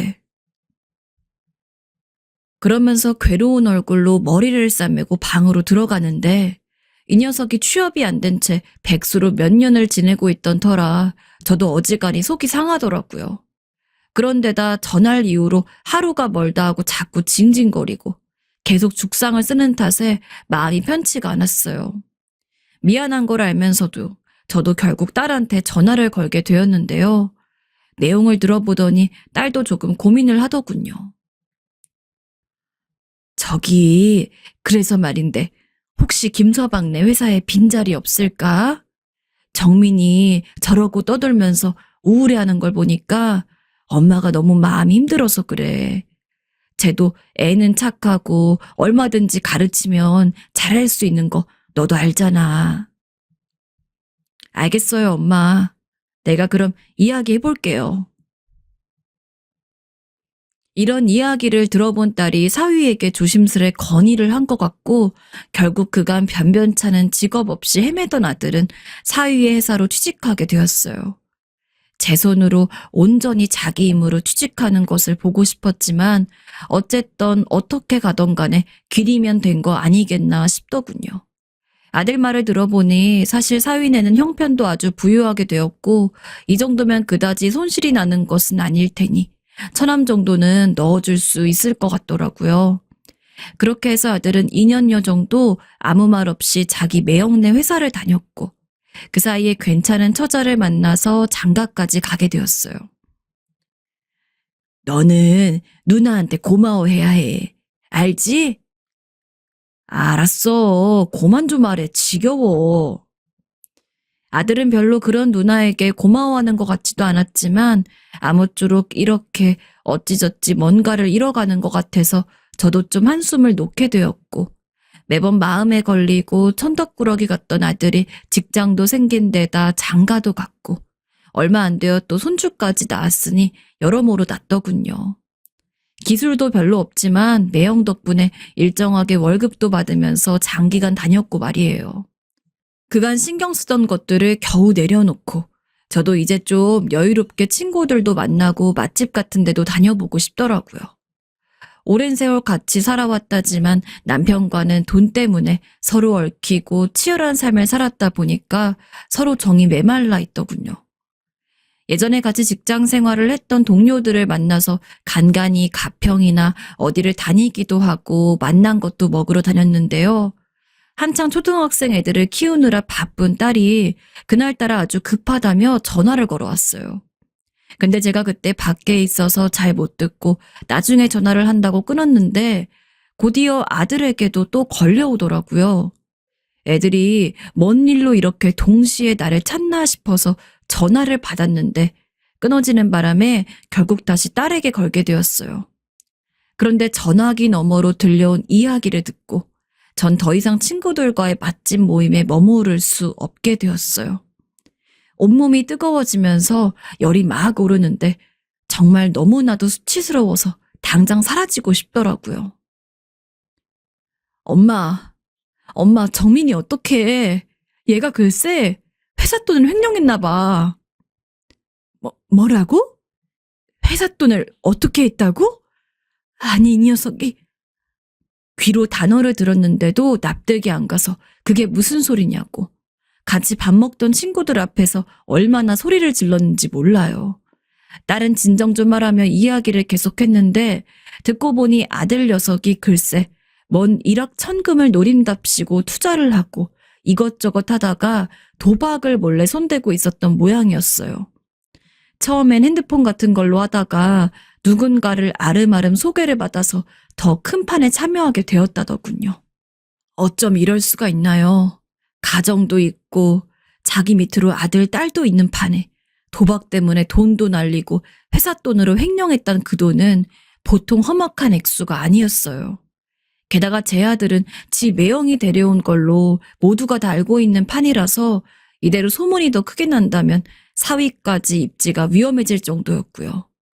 게다가 이 사실을 며느리까지 알아버려서 우리 집으로 찾아와서 난리를 피우더라고요. 어머니, 이 사람 저 몰래 이렇게 빚을 져버린 데다가 자기 회사에서도 횡령죄로 아슬아슬한 상태래요. 저희 집 아직 대출도 다 못 갚았는데 당장 저 내일부터 일하게 생겼어요. 어떡해요 대체? 어머님이 책임지세요. 이러면서 엉엉 울어대는데 솔직히 한마디도 대꾸할 게 없어서 가만히 있게 되더라고요. 돈도 돈이지만 당장 아들이 횡령죄로 감옥에 가게 된다면 대체 어떻게 해야 하나 싶어서 눈앞이 멍해졌어요. 일단 그것부터 어떻게 해야 했기에 전 당장 딸에게 찾아가서 사정을 했습니다. 희진아, 그러지 말고 네가 김서방한테 말 좀 잘 해봐라. 아무리 그래도 네 동생 저 나이에 감옥을 어찌 보내냐. 홀몸도 아니고 처자식 다 딸려있는데 말이야. 이번에 엄마가 좀 부탁하자. 응? 미안하다, 이진아. 정말 미안하다. 알겠어요. 일단 해결해 볼게요. 딸 역시 이런 상황이 몹시 머리 아프고 괴로워 보였고 얘기를 들어보니 이미 아들은 자기 매형한테 가서 빌고 난리도 아니었나 봐요. 일이 터진 직후 저한테 전화를 했나 본데 제가 안 받고 자기 누나랑 통화하는 사이에 매형에게 달려갔나 봐요. 저를 통해서 뭔가 매형한테 얘기를 해보려고 했다가 당장 시간이 급하니 결국 제 발로 갔나 보더라고요. 참으로 사위에게 면목이 없었지만 너무나 미안하고 고맙게도 사위가 결국 자기 사비로 그 돈을 메꿔주어서 교도소를 가게 되는 것을 면하게 되었어요. 하지만 역시나 여러모로 소문이 나서 그 회사에 엉덩이를 붙이고 있을 순 없는 꼴이 되었기에 아들은 그 길로 일자리를 잃게 되었습니다. 그 이후로도 갚을 빚도 있고 자기 밑으로 자식들도 있고 아들은 당장 일을 해야 했어요. 그나마 며느리가 빠르게 직장을 구해서 일을 하고 있긴 했는데 그러다 보니 제가 애들을 봐줘야 하는 입장이 되어버렸죠. 저도 젊은 날 치열하게 자식을 키우며 산 것도 아니지만 이제 좀 편해지나 했더니 졸지에 황혼 육아를 하게 되었어요. 황혼 육아. 솔직히 무척이나 힘들었습니다.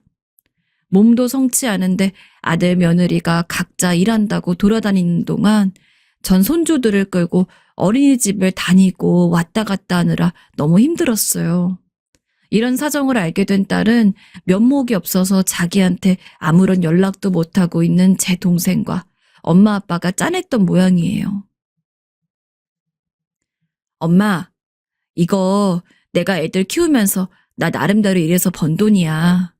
이걸로 정민이가 전에 하려고 했던 사업을 다시 해보라고 얘기해줘. 아이고 세상에 고맙다 이진아. 적지 않은 돈을 무거운 얼굴로 건네는 딸을 보니 정말 너무 미안해서 눈물이 나더군요. 결국 이렇게 해서 아들은 몇 개월간 떠돌던 백수 생활을 마무리하고 다시 자기 사업에 매진하게 되었어요. 누나가 힘들게 준 거니 너 정말 이번엔 잘해야 한다. 알겠지? 그렇게 해서 자기 누나가 결혼 생활하며 모은 얼마의 돈을 받았으면 좀 잘 갖고 신중하게 했어야 했는데 정말 아들은 왜 이렇게 저를 힘들게 하는 걸까요? 이쯤이면 속 썩이려고 태어난 건가 싶을 정도더군요. 고등학교 때 동창이라던 친구 녀석을 몇 번 데려오더니 잘 알아보지도 않고 그 친구에게 일을 맡겼더라고요. 하나만 오롯이 파도 될까 말까인데 하나 세워두고 이것저것 늘려간다고 욕심을 부리더니 결국 모든 자본을 가지고 그 친구는 종적을 감춰버렸어요. 사정이 어떻게 되어가냐고 물어보기도 겁나던 때에 아들이 알아서 저한테 무릎을 꿇고 돈을 다 날렸다고 말을 하는데 그날 전 쓰러지고 말았어요. 이 사실을 먼저 알게 된 며느리는 더 이상 아들을 견디고 살 수 없다며 이혼을 선포한 것이었어요. 제가 아무리 찾아가서 사정을 해보려고 해도 전화를 차단해 둔 건지 연결이 되지 않았고 우리 집에 맡겨둔 손주들을 그대로 둔 채로 자기는 키우지 않겠다는 딱딱한 내용만 문자로 통보하더군요. 전 안 그래도 이미 충분히 육아로 힘들었고 밤새 찡찡거리는 둘째 손주 때문에 허리도 나가고 무릎뼈도 다 상해서 골병이 들어 있었어요. 그런데 이제는 얘네들을 찾아가지도 않고 평생 저보고 키우라니요. 전 젊을 때도 애들 제 손으로 많이 안아볼 일 없이 잘 키워주지 못했는데 이렇게 노년이 되어서 갓난쟁이들을 끌고 다니게 될 줄 상상도 못했어요. 아들도 완전히 넋이 나가서 집에서 폐인처럼 지내고 남편은 그동안은 아무 말 안 하고 있더니 이혼 당하는 꼴을 보자 완전히 넋이 나간 사람처럼 윽박지르더군요. 이 녀석아, 네가 인간이야? 나라도 너 같은 놈이랑 살면 도망가. 당장 나가버려. 집도 없이 아예 우리 집으로 들어와서 술만 마시고 있고 지 아들 딸들이 울면서 매달려도 모른 척하고 나오지 않는 아들을 정말 어찌해야 좋을지 몰랐어요.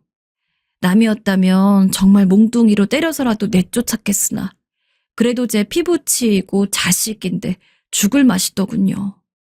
딸은 오랜만에 우리 집에 왔다가 이 꼴을 보더니 말을 못하더라고요. 엄마, 왜 말을 안 했어? 네 돈을 갖다 쓰고서 저렇게 말아먹었는데 어떻게 너한테 말을 하니? 말을 하면서도 너무 억울하고 분이 올라와서 엉엉 통곡을 하게 되었어요. 결국 이 모습을 보다 못한 딸이 큰 결심을 한 듯 입을 떼었어요.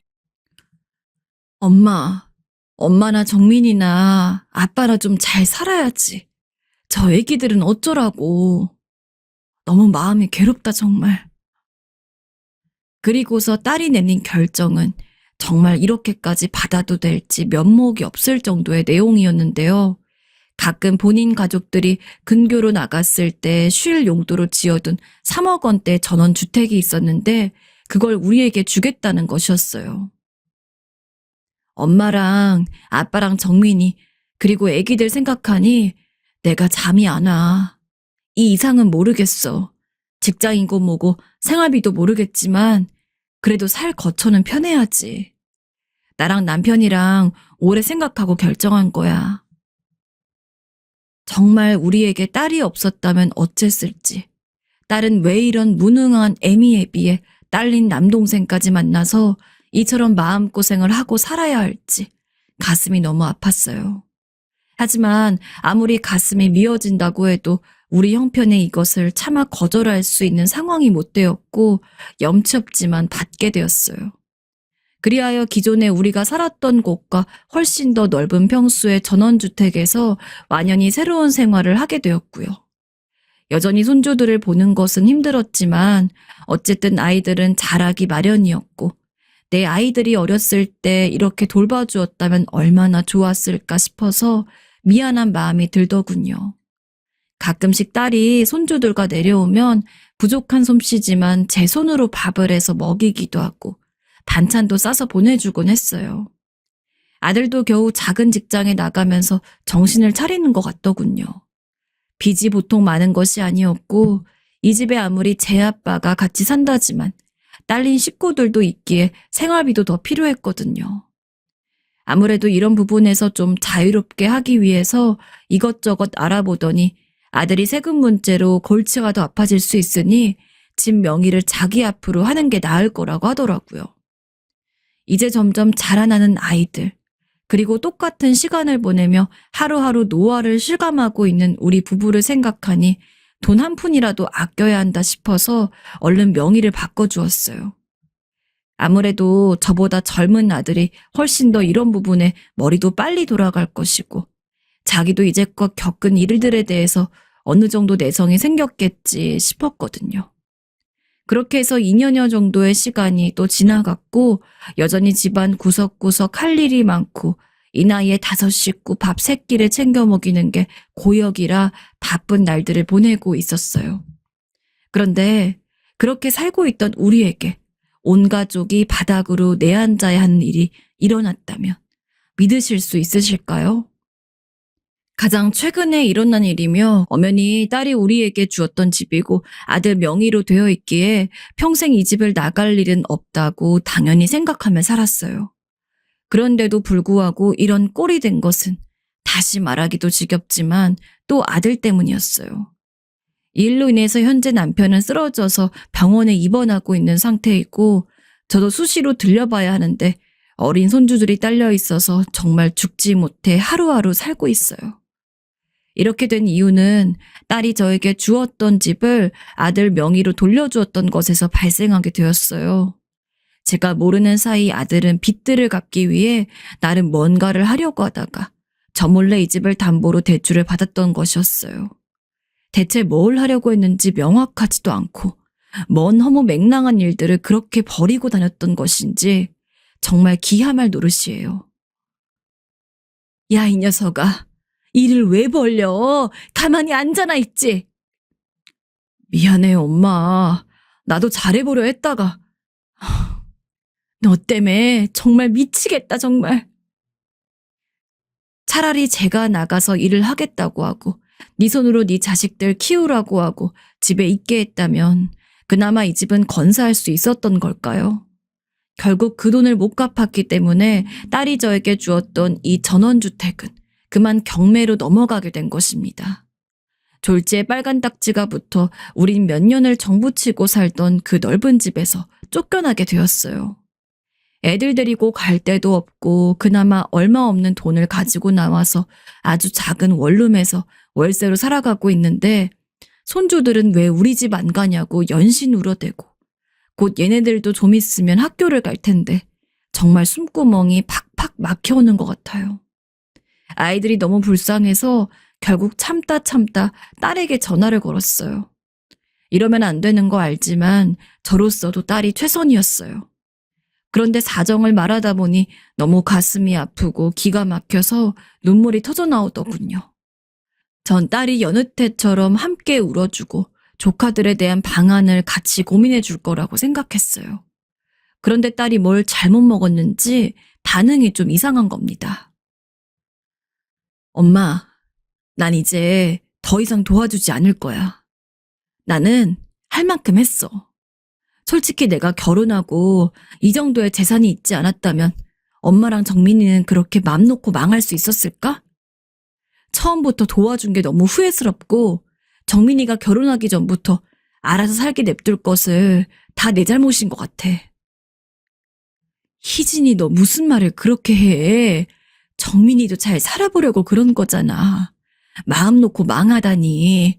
우리가 망하고 싶어서 망했어? 걔도 하려면 잘할 수 있는 애인 거 알면서 그래.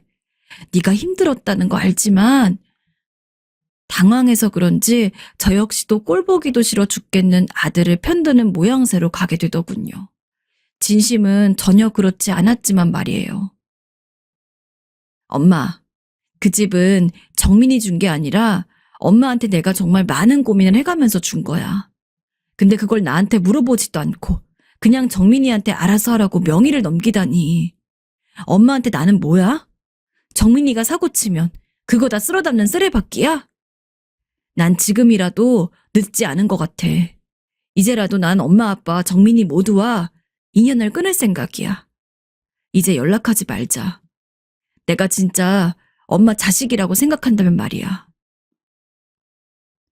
딸이 갑자기 왜 이렇게 매몰차게 나오는 건지, 지금 자기 조카들이랑 자기 엄마며 아빠며 동생은 빚쟁이에 쫓기고 있는데 왜 저러는 건지 당황스럽더라고요. 물론 우리도 딸에게 여러모로 민폐를 끼쳤지만 지금은 보통 상황이 아니잖아요. 본인은 자기 신랑이랑 외제차도 3대씩 갖고 있는 데다가 서울에서 부자들만 산다는 그 지역에서 엄청나게 비싼 단독주택에 살고 있어요. 저 혼자 태어나서 자란 것도 아니고 우린 가족인데다가 지금 자기네 집 발끝에도 못 미치는 작은 원룸에 살면서 이렇게 곤란해졌는데 말이에요. 그런데도 전혀 둘러보지 않고 알아서 살라니. 이처럼 냉정한 말이 어디 있나요? 더 이상 견딜 수가 없어서 전 처음으로 사위에게 연락을 하게 되었어요. 솔직히 장모로서 이런 아쉬운 소리를 하기가 좀 그렇고 그간 제 아들이 치는 사고들을 종종 막아줬던 사이이기에 면목이 없기도 했어요. 하지만 목구멍이 포도청이고 딸이 저렇게 매몰차게 나오니 저도 그 이상 있다가는 굶어 죽겠더라고요. 그런데 사위 역시 정상적인 반응이 아니었어요. 어쩜 있는 것들이 더한다고 이렇게 어른들을 모르는 척하는 걸까요? 장모님, 전 할 수 있을 만큼 해드렸습니다. 죄송합니다. 이러면서 전화를 뚝 끊어버리고 이성을 잃은 제가 몇 번이나 다시 걸었는데도 받지를 않는 거예요. 수중에 돈도 얼마 없고 아들놈은 빚쟁이들 피해 도망다니느라 어쩌다 한 번씩 여기로 기어들어와서 잠만 자고 나가고 있는데 정말 어떡하면 좋을지 모르겠어요. 어린 손주들은 저만 보고 있는데 이렇게 고생하고 있는 엄마를 완전히 외면하는 딸을 보니 모든 게 원망스럽고 가혹하게 느껴지기도 합니다. 외손주들은 훨씬 더 좋은 거 먹고 입히고 재우면서 자기 친조카들이 이렇게 고생하면서 힘들게 할머니랑 살고 있는 걸 알면서도 뭐가 그렇게 대단하게 삐져서 연락을 다 끊어버리고 안 받는지 말이에요. 제 고민은 어떻게 해야 딸의 마음을 다시 돌릴 수 있는가. 조만간 손주들 데리고 딸 집으로 찾아가면 좀 나아지려나 이거입니다. 사실 얼굴을 보자마자 요 얼마간 매정하게 굴어온 모습 때문에 화가 나서 저도 날카롭게 말이 나갈 것 같고 좋은 감정은 아니지만요. 어떤 식으로 대처하는 게 좋을지 잘 답이 안 나오는데 다들 저라면 어떻게 하실지 궁금합니다. 매일 울면서 칭얼대는 손주들을 보니 가슴이 아플 뿐입니다.